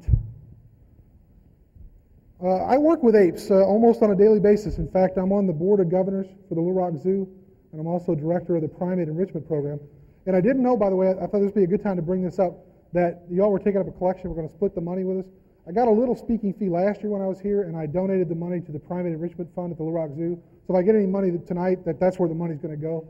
We use it to buy what we call enrichment items. See, because apes are very similar to humans in terms of their consciousness, in terms of their behavior, in terms of their intelligence. For example, that chimpanzees have been given human intelligence tests and have scored in the low 60s, which is just below normal for human intelligence. I wonder what they would score if they were given an ape intelligence test and what we would score on that test.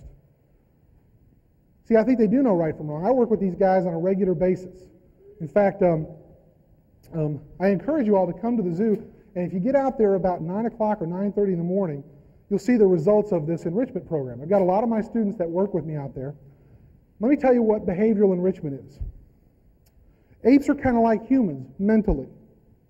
In other words, if you just put one in a cage, and a lot of you may remember the Little Rock Zoo when they used to put the primates in the concrete cages with the bars, and they would sit there and throw feces at you or bang their head against the bars. Think about what you would do if you were locked in solitary confinement and had people come and stare at you all day and throw things at you and spit at you. You'd go crazy. And that's what the apes do. They go crazy. One of the ways we try to overcome that is providing what we call behavioral enrichment. We give them things to do to occupy their minds because they have minds that need to be occupied. We give them toys to play with. We give them. We don't just throw their food to them like we used to do in the old days at the zoo. We put it in puzzle boxes, things they have to manipulate with their hands, figure out with their brain how to get this puzzle open so I can get the food out. I encourage you all to come to Little Rock Zoo between 9 and 9:30 in the morning. Go up to the great ape area, and you'll watch the apes come out and get their enrichment items. You'll see them play with it. They use clothing. They use boxes. You know, they can communicate with us using American Sign Language. I had an interesting debate with a linguistics professor one time who said that apes don't understand language. They do simple mimicry. And I said, well, you know, Washu, the chimpanzee, knows 290 signs in American Sign Language. How many words of chimpanzee do you know? Thank you.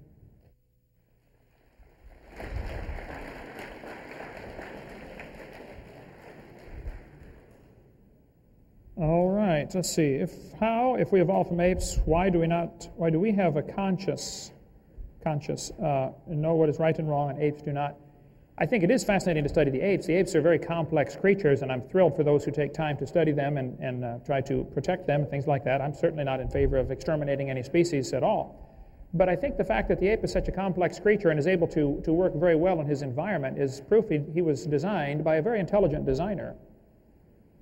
Certainly not proof that we have a common ancestor with them. Again, a freshman law student could take that one apart in a few seconds if it was on trial. But it's not, unfortunately. It needs to be. They keep putting creation on trial. You know, should it be taught in the schools? Well, let's put evolution on trial. Where's the evidence for this theory? Okay, so I have no other response other than I agree they're very complex creatures, but I think it's evidence of design. It's not evidence of a common ancestor. There's two questions on one, Dr. Hartman, if you don't mind. Apparently one of your students, because they signed their name, you said they get credit or something. What is your definition of kind? I would say the same kind of animal are those that were probably originally able to reproduce. In the original created kind, they were able to reproduce, and they may have diversified now because of all sorts of factors, that now they're no longer able to reproduce, but they're probably still recognizable as the same kind as having descended from an animal that was able to reproduce. Second question on the same card, so your student gets 2 points, I guess. Why can't you believe evolution and creation?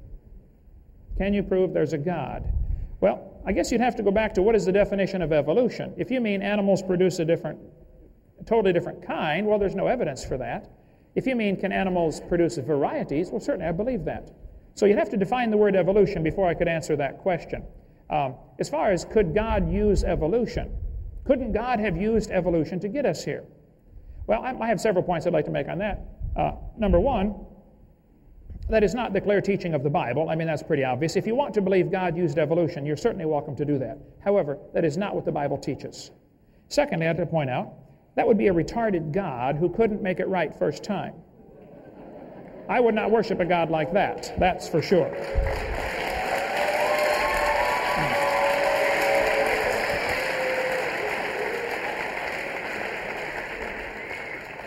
My personal unbiased opinion is that people who believe in theistic evolution are trying to find a nice little God that they can put in a box someplace and control him because they don't want him controlling their lifestyle.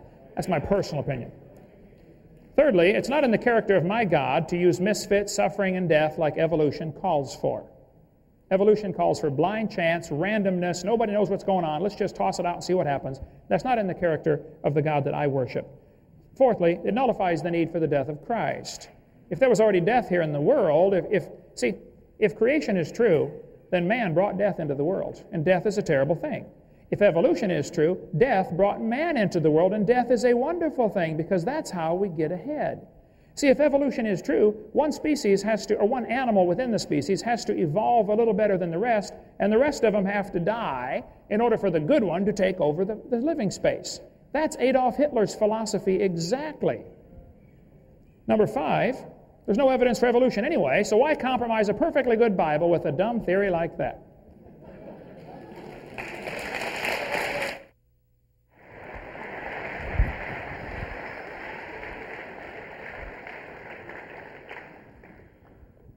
I was asked earlier to define macroevolution. Macroevolution is simply an accumulation of microevolutionary change over time such that you no longer get two species who are capable of mating naturally and producing fertile offspring. That's what Dr. Hovind just said happened. You have animals branching out until they're no longer able to reproduce. That's macroevolution, and I'd like the 250,000 in small bills delivered to my office.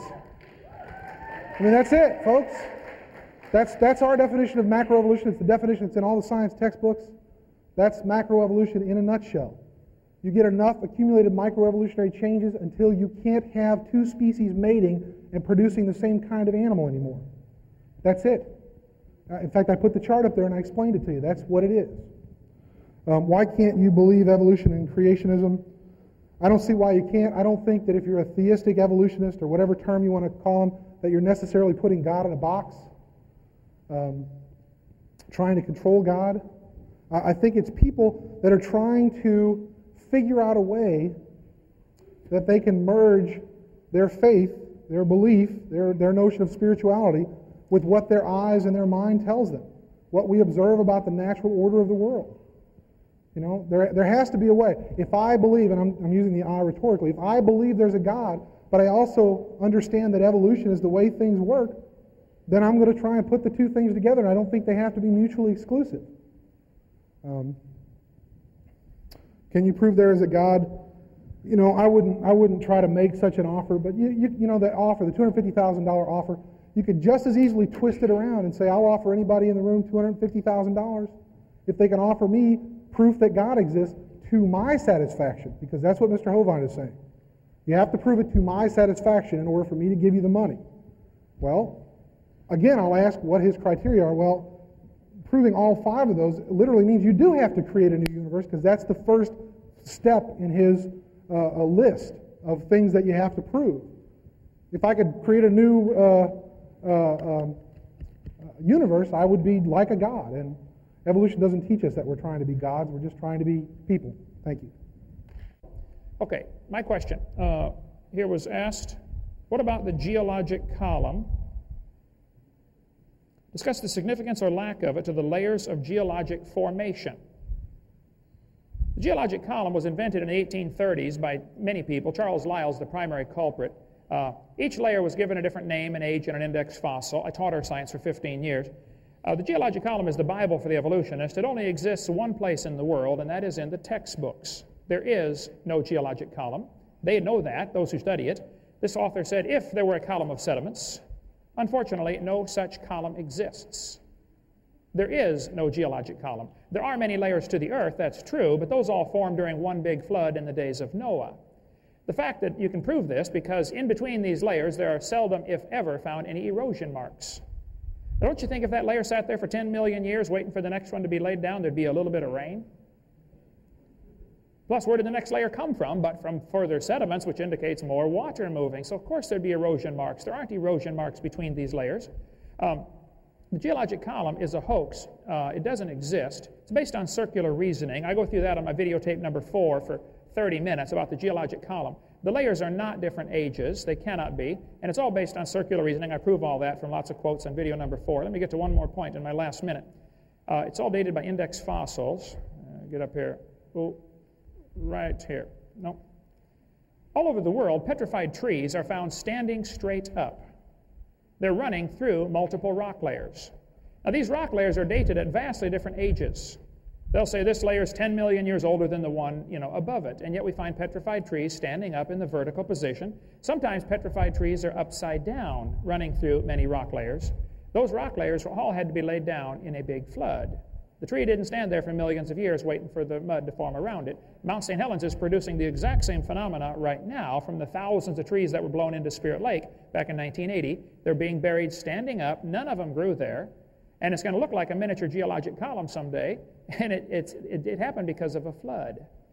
So the geologic column, it's tragic that this is taught to students in school as if it's some kind of fact when it's absolutely not. It's a bunch of baloney. We cover that in video number 4 and also on my website. Thank you.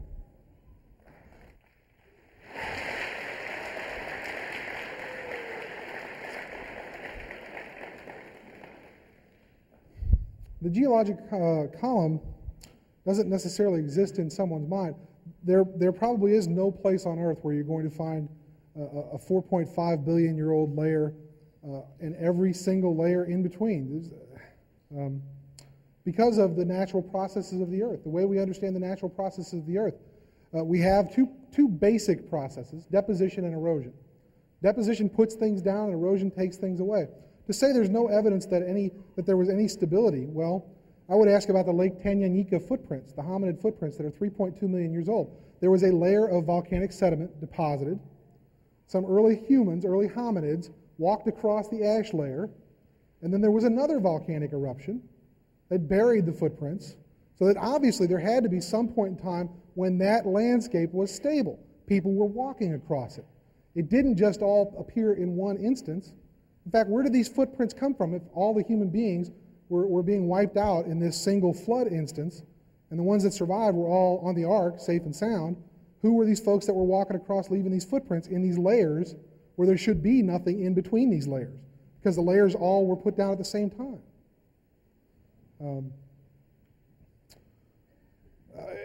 In terms of finding things like trees in the geologic column, we find all kinds of unusual things in the geologic column. It's because the earth is not static.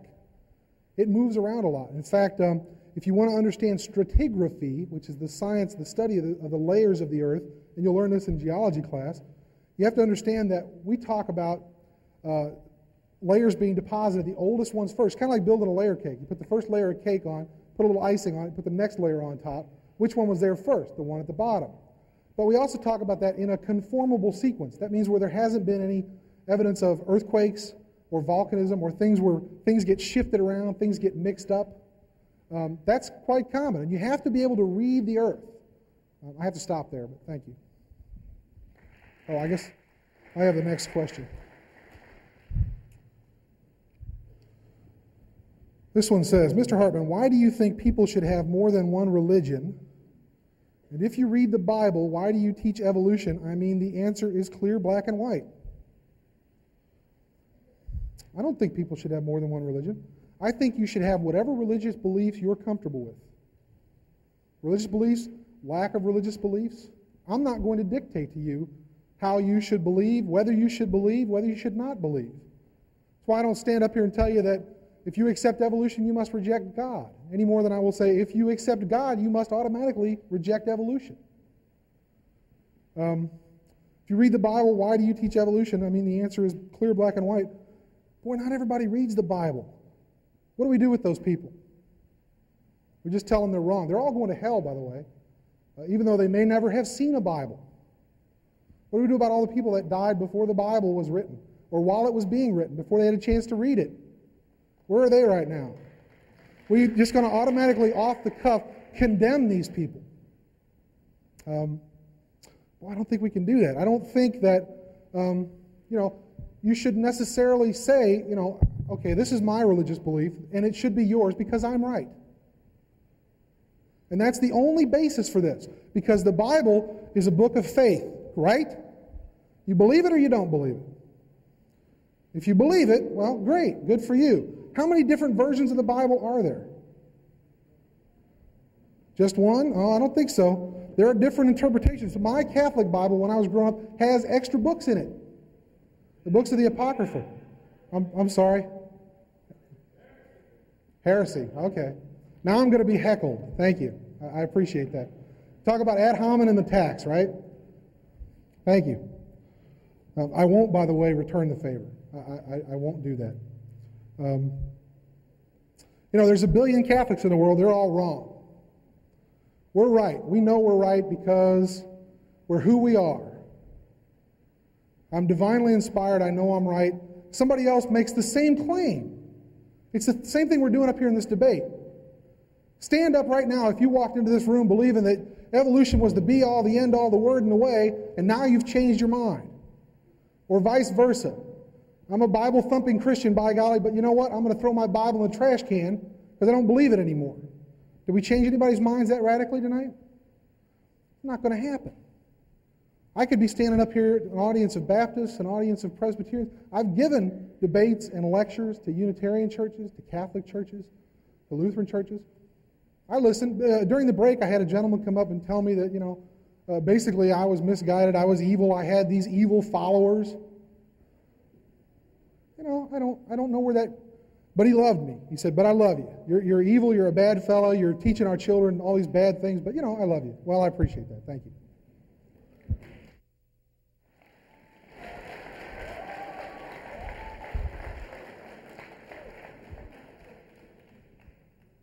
Well, let's see. We got about 10 subjects open here. I don't know if we're going to be able to close any of them.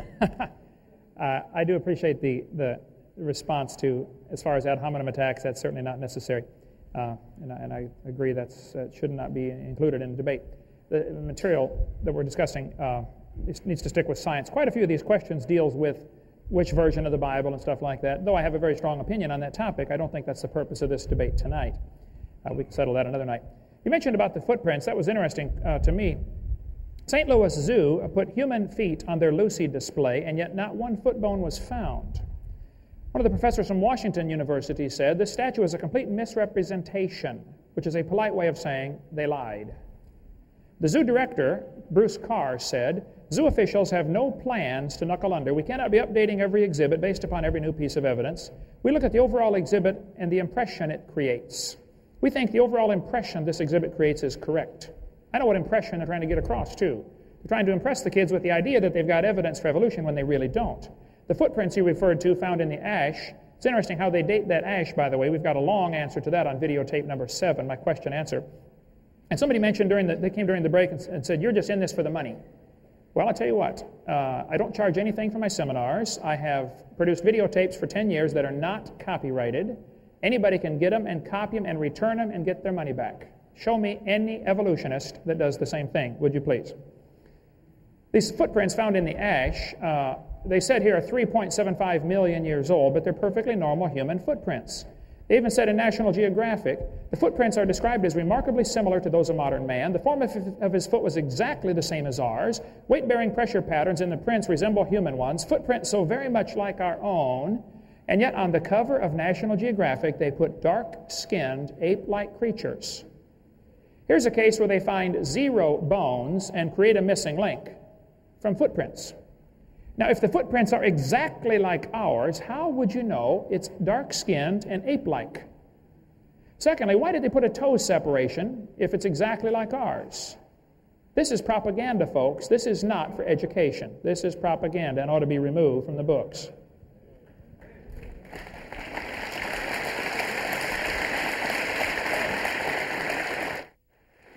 Oh, I think... One more, I need my mic on. There'll be one more question from each gentleman, and then we'll have the closing remarks after that. So one more question each. Can we take like a 2-minute break before the closing remarks? Sure, we can. Because I want to get some more water. Good. All right. I got half of my... Thanks. I did not get time to call up the slides that I have for this one, but I cover this pretty thoroughly on my video number 6 about the fossil record and the sorting of the fossils. The question says, please explain the order in the fossil record from simple to complex. If you use your infamous bird bones and clams argument, please keep in mind that there are far more than birds and clams.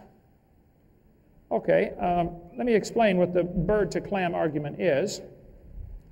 What has happened in the early 1800s, some people decided evolution is true, and now we must go look for the evidence. So they start with the preconceived idea that evolution happened, and they did nothing but follow Aristotle's old chain of being, that you start with the simple and go to the complex. Evolution is nothing more than a regurgitation of Aristotle's theory from 2,400 or 500 years ago, whatever it was.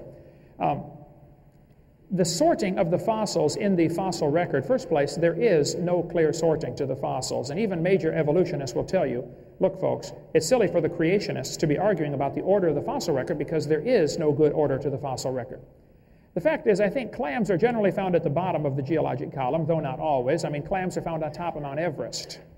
But clams are generally found at the bottom because they're already at the bottom. I mean, when a flood comes, they're the first ones going to be buried, obviously. So I think they're buried, birds are buried on top because birds are going to be the last ones to drown in a flood. They fly around till they run out of gas. So they're sorted based upon their habitat. Secondly, they're sorted based upon their intelligence. As best anybody can figure out, clams are not too bright. Thirdly, they're sorted based upon their mobility. Clams cannot run very fast. So they're likely to be the first ones buried. And I think if there is any sorting to the geologic column, and there isn't a real good sorting, but any sorting that there is based on hydrologic sorting that is obviously from a flood. See, some people don't like the idea of a flood because that means God, who created the world, has the authority to judge his creation. And they want to keep their God, if they have one, they want to keep him in a box where he has no authority to judge their sin. I'm convinced that's the real hidden agenda behind all this. The Bible says in 2 Peter chapter 3, in the last days, scoffers would come that would be willingly ignorant of the creation and the flood. And that's what we've got.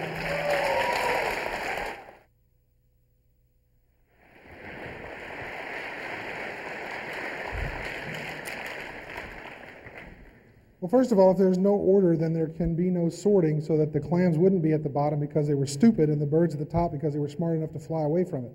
They would be all mixed up. You wouldn't find the dumb animals at the bottom and the smart animals at the top. You simply would find everything all mixed up. The rest of the question, which I don't think Mr. Hovan got to, it's difficult to read, admittedly. If you use your infinite bird and bones and clams arguments, please keep in mind that there are far more than birds and clams, and explain why the lighter, less dense creatures are near the bottom.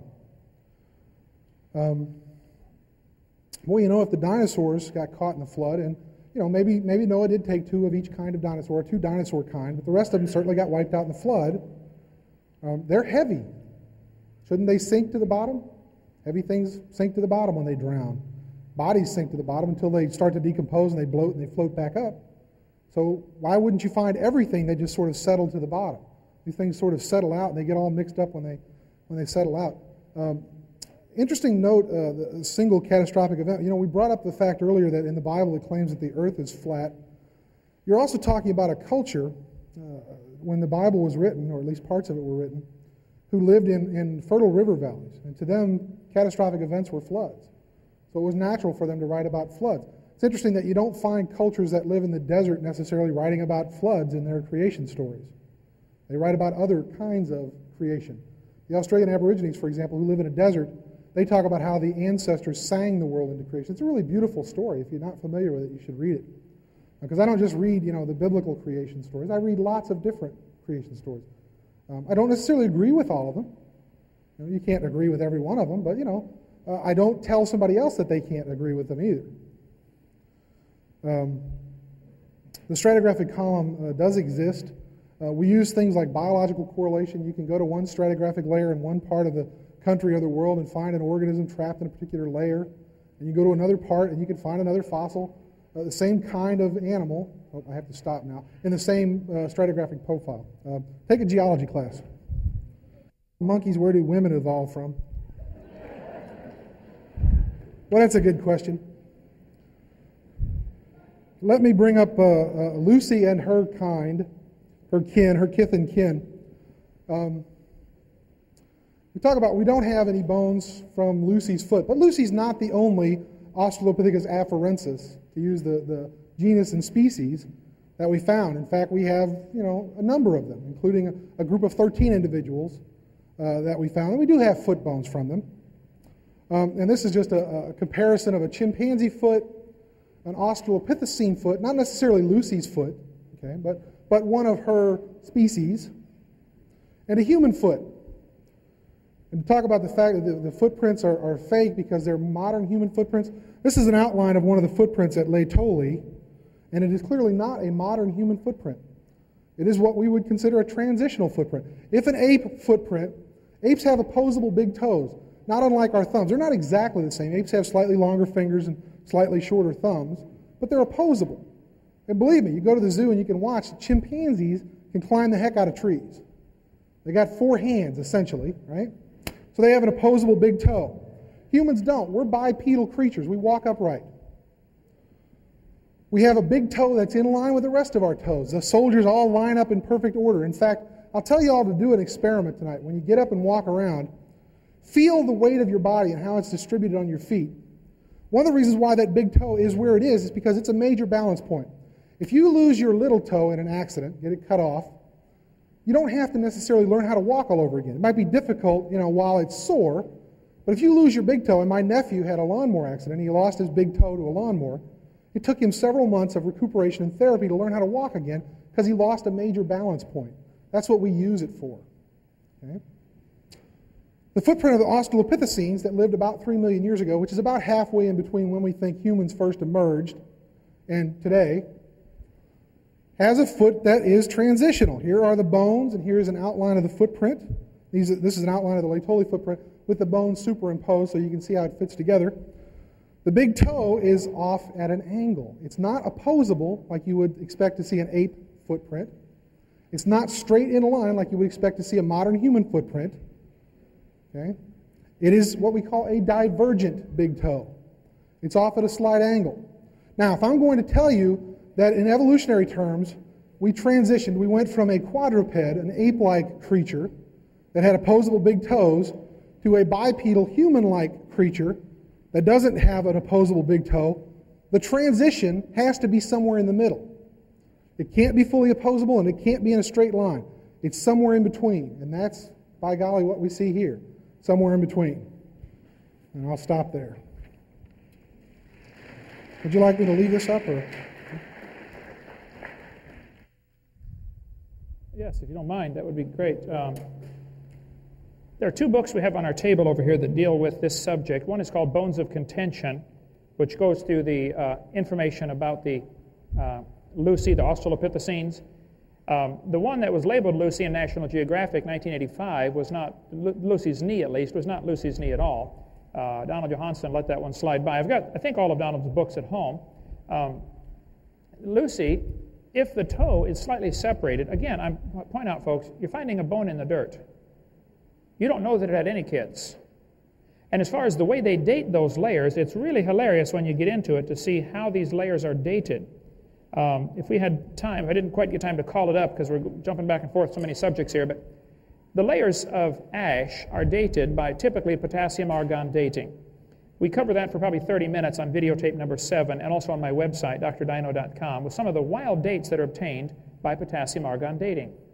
A layer of ash called the KBS tuft had been dated for years at being 212 million years old. They dated it several different ways. Everybody agreed that's 212 million years old, until Richard Leakey found a perfectly normal human skull under the KBS tuft. Now they have to go back and redate the KBS tuft because they know their date wasn't right. Well, the only reason you know it wasn't right is because it didn't match your preconceived idea of evolution. I don't have time. We got less than a minute. I can't even get my slides up for this, but a person that goes barefoot all of their life has a foot that's a different shape and wider. The width-to-length ratio is different than a person that wears shoes all their life. The opposable toe that they put on the footprints in the Laetoli ash over there is not what the footprints showed. I mean, you can read the National Geographic article. It says his form of his foot was exactly the same as ours. So to try to claim that this is a missing link, I think, is silly. First place, all you have are the footprints. And they create these missing links to try to impress the kids that they have some kind of evidence for evolution. There is none. All we have are apes today, and humans today, and chimpanzees today, and there's no intermediates. That just proves the same designer created them all. This subject, I feel, is extremely important. Probably the most important subject in the world is for a person to decide, who are we, why are we here, where did we come from, and what is the purpose of life? There's only two options, creation and evolution. These two options are polar opposites. There is no compromise between the two. Somebody is wrong. And I think it's important that students be shown both sides. I would say, without fear of successful contradiction, I could say the schools today, the public schools today, do not show students both sides fairly. The evidence is only given that supports the one religion of evolution. The students are not shown evidence to support creation. For instance, if they notice, they'll point out to the students that you have 2 bones in your wrist, the radius and the ulna. The whale has 2 bones in his flipper. The bat has 2 bones in his forelimb. And then they will say, see, this indicates a common ancestor. Now hold on just a minute. That indicates a common designer. But that is never mentioned in the textbooks. If you really want to be fair and give the kids an education, then you give them all of the options. If you're trying to indoctrinate, of course, then you hide some of the evidence from them or some of the interpretations of the evidence. The Bible's pretty clear that the invisible things of Him from the creation of the world are clearly seen. They are without excuse. Nobody's going to stand before God Judgment Day and say, the evidence pointed me toward evolution. No, you decided to interpret the evidence that way. You could just as easily have decided to interpret the evidence for a creator if you wanted to. Some people don't like the idea that God created the world because that means there might be some accountability, there might be some rules, thou shalt not commit adultery or thou shalt not steal or something like that. And I'm not saying that every person who believes in evolution is wicked, but I've met an awful lot of people who like the theory because it justifies their lifestyle. I've met an awful lot of folks like that. Look, if I was going to invent a God, I would not invent one that tells me I can't do certain things that I like to do. The Christian God would be the last one somebody would invent, because He tells you thou shalt not do some things, and that's just natural. You want to do some of those things that He says you shouldn't do. The God of the Bible is not the God of our imagination. It's the God of the universe that created everything. And there's going to be no excuse. When we stand before Him, every knee shall bow, and you will be judged according to God's Word. The Bible says, though, in 2 Thessalonians, that God shall send them strong delusion that they should believe a lie. My 30-year study of this has led me to the conclusion that evolution is a lie, and those who believe it are deluded.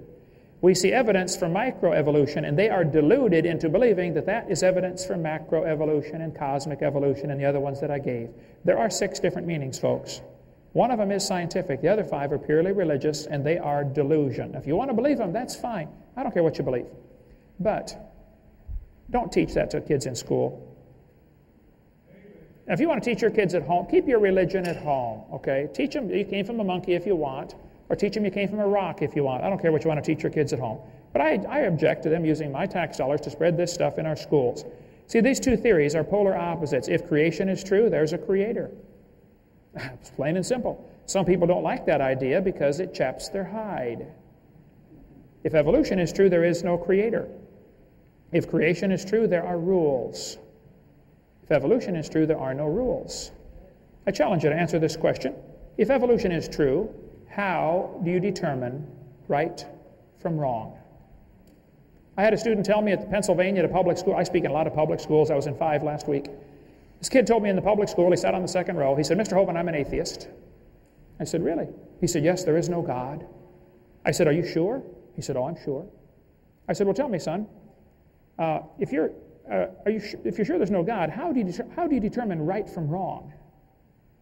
He said, oh, that's easy. I decide if something is right or wrong because, he said, I'm the God of my own universe. I said, well, I'm glad to hear about that, son, because I'm going to shoot you in 5 minutes. He said, you can't do that. I said, oh, yes, I can. You see, I'm the God of my own universe, and I decided it's fine for me to shoot you.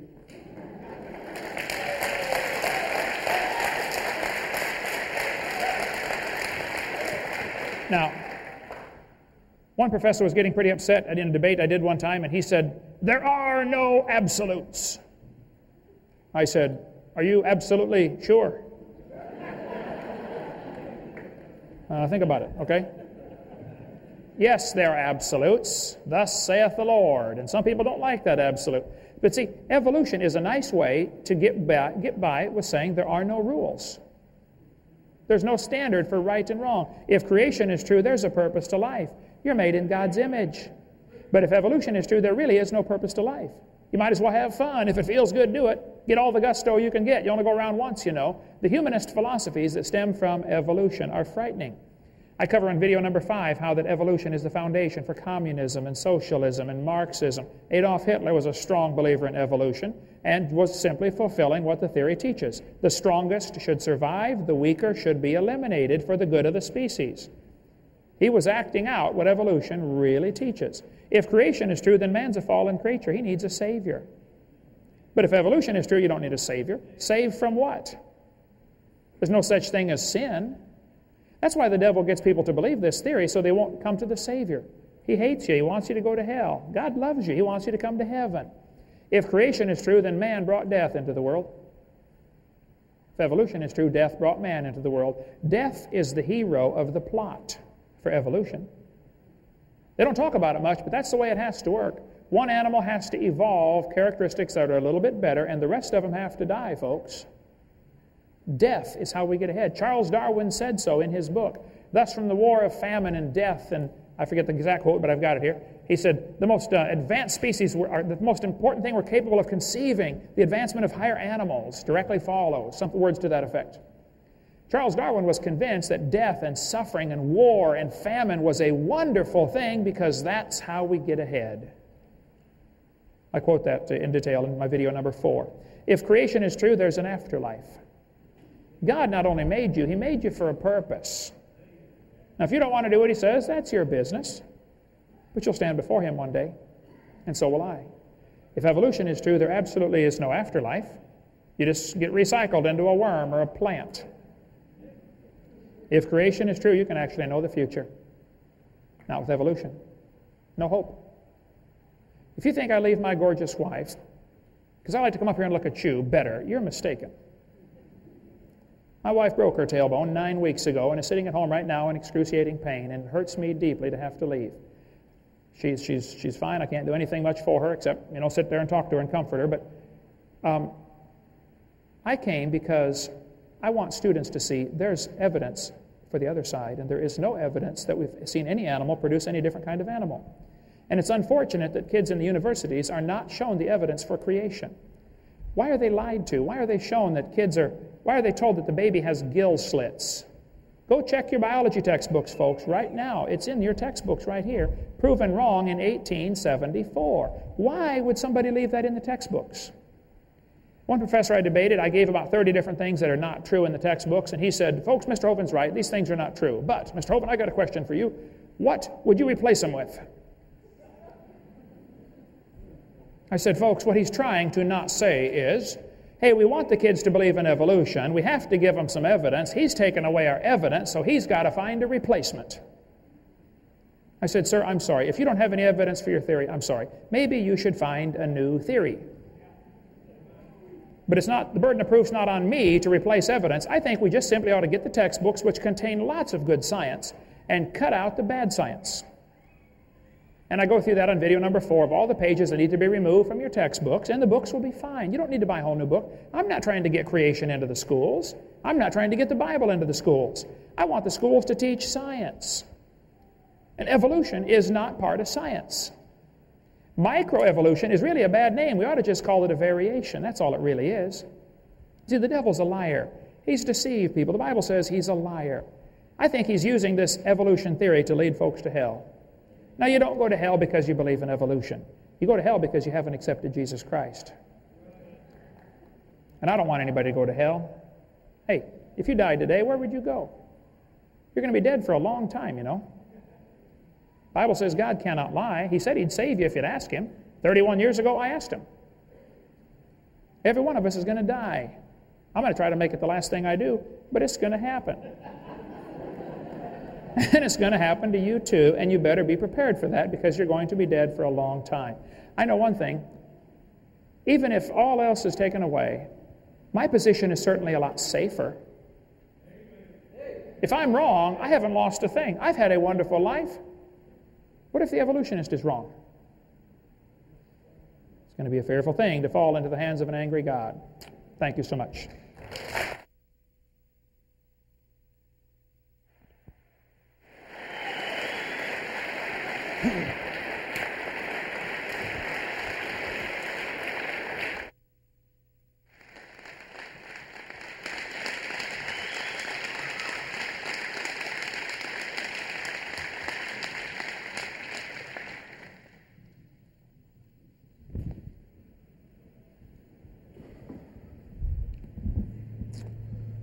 Purpose to life. Well, let me start with that. Purpose to life. Dr. Hovind started out earlier this evening talking about humans having a basic desire to understand things, where we came from, how we came to be, why we are where we are. We all have a curious nature, don't we? And human beings are curious, if nothing else. I mean, if we weren't, we wouldn't be doing half the things that we're doing. What purpose to life does evolution offer us? Well, it offers us a chance to learn where we came from, how we came to be, what we're doing here. No morals. Evolution doesn't really discuss morals or not. That's a question for society. What would happen if Dr. Hovind decided that I'm going to murder you in 5 minutes? Would all of you just stand here and let him do it because that's his personal belief and he believes that that's right? Society doesn't allow that. Society sets rules. There are lots of societies that aren't based on the Christian faith that have lots of moral rules. People understand right from wrong whether it's dictated to them in a religious doctrine or not. We have to have rules if we're going to live in a society. Don't we? See, if you look at, I also teach about different cultures in the anthropology department. If you look at a hunting and gathering society, a small group of people, 25 people, living together in a certain area, and they sort of wander around the landscape, hunting and gathering for a living, they don't have a whole lot of rules because there's only 25 of them. 25 people, they all know each other. They all know if you screw up. They know if you took it into your own mind to murder somebody else. They're not going to let you get away with it. But what happens when society starts to grow? There are more and more and more of us. How many people do you think are in this room right now? 100, 200 people? Could we all get along the same way? We have to set down some kind of rules. How many people in here have ever broken a law in your life? Raise your hand if you've ever... Speed limit. That's a law. That's wrong, folks. But, you didn't get caught. Or maybe you did get caught and you had to pay a little fine. How many people have ever murdered somebody in here? Raise your hand if you've committed murder. Well, nobody's going to raise their hand because the rest of us are going to turn around and go, they did it. It's because we as a society decide what rules we're going to live by, what rules we're going to have to obey. And there are sort of minor rules and major rules. You have to understand how society functions, how culture functions. Culture didn't just appear overnight either. It's evolved.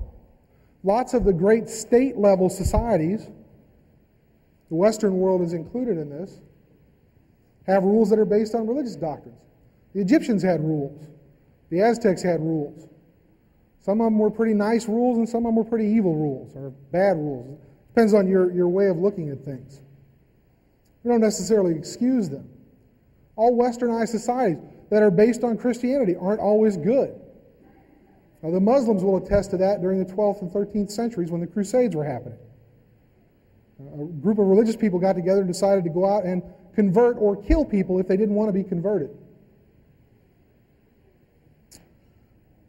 Well, Dr. Hovind was also spending a great deal of time saying that we want evidence. Show me the evidence. Like, show me the money. Show me the beef. Where's the beef? Give me the evidence. He's holding us up to a standard that he doesn't want to participate in. Here's my offer. Here's my proof. It's in this Bible. Believe it or don't believe it. If you don't believe it, boy, are you going to be in trouble. Maybe, maybe not. There are an awful lot of people, evolutionists aside, take the evolutionists out of the equation. There are lots of other people who are devoutly religious, hold very deep religious beliefs, who would argue that point, just as vehemently as he would argue his point. But see, most of the people in this room agree with him, so he's right. The other people are wrong. We know they're wrong. They lose. Boy, don't you wonder why there's so much strife in the world? Why we all can't get along? Why can't we? Why don't we all agree? If this is the truth, there's an awful lot of people being deceived. Maybe they are. I'm not telling you they are or they aren't. That's not what I'm here to do. That's for you to decide for yourself.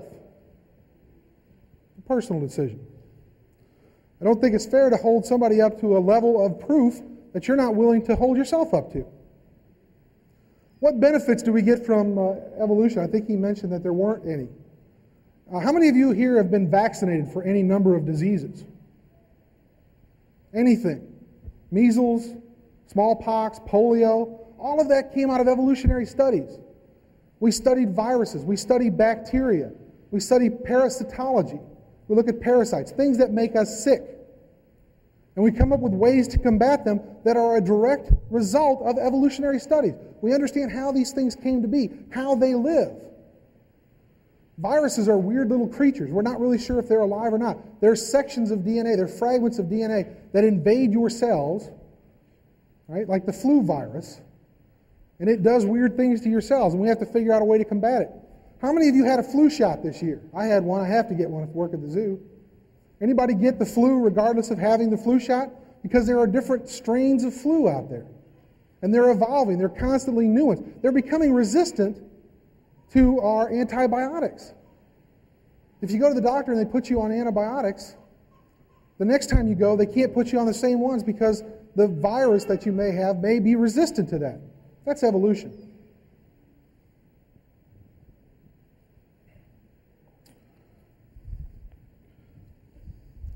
I brought a couple of books with me tonight. I just grabbed this one off my shelf. It's called Understanding Human Evolution, 4th edition by Frank Porter and Jeffrey McKee. And I bought a copy of the Bible. This is a 1901. This was printed. Let's see if I can tell you which version it is real quick. The Holy Bible containing the Old and New Testaments translated out of the original tongues, being the version set forth AD 1611, compiled with the most ancient authorities and revised AD 1881 to 1885. It's the 1901 Standard Edition.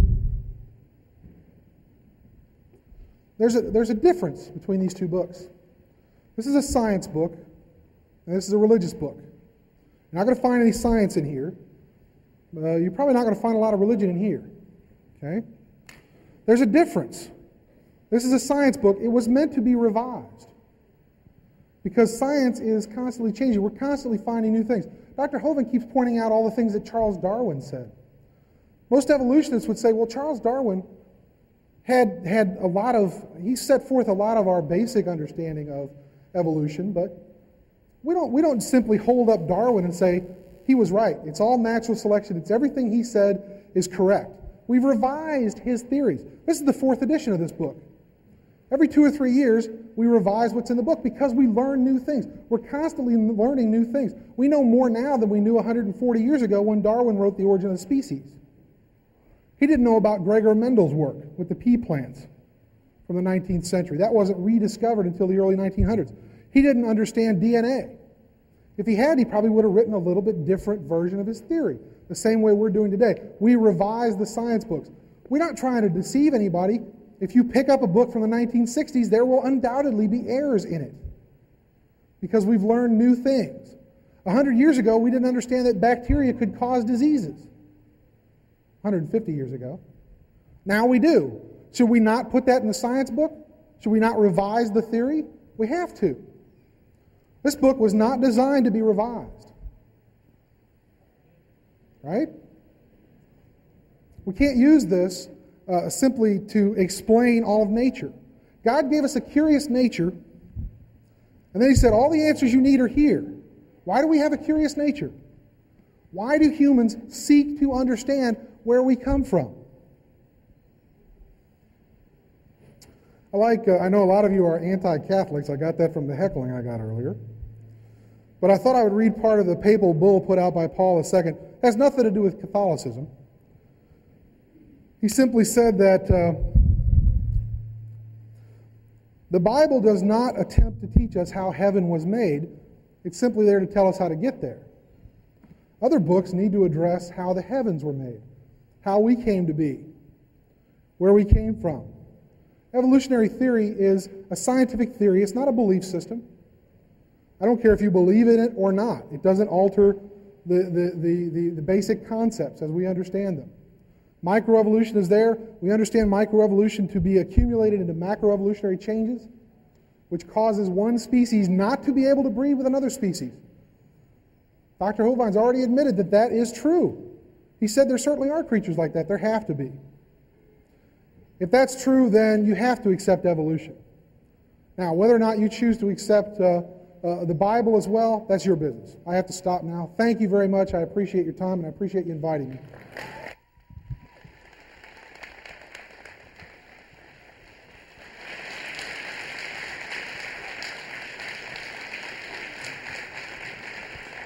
First of all, I say thank you, both of you guys, for coming. Give both of them a round of applause, would you?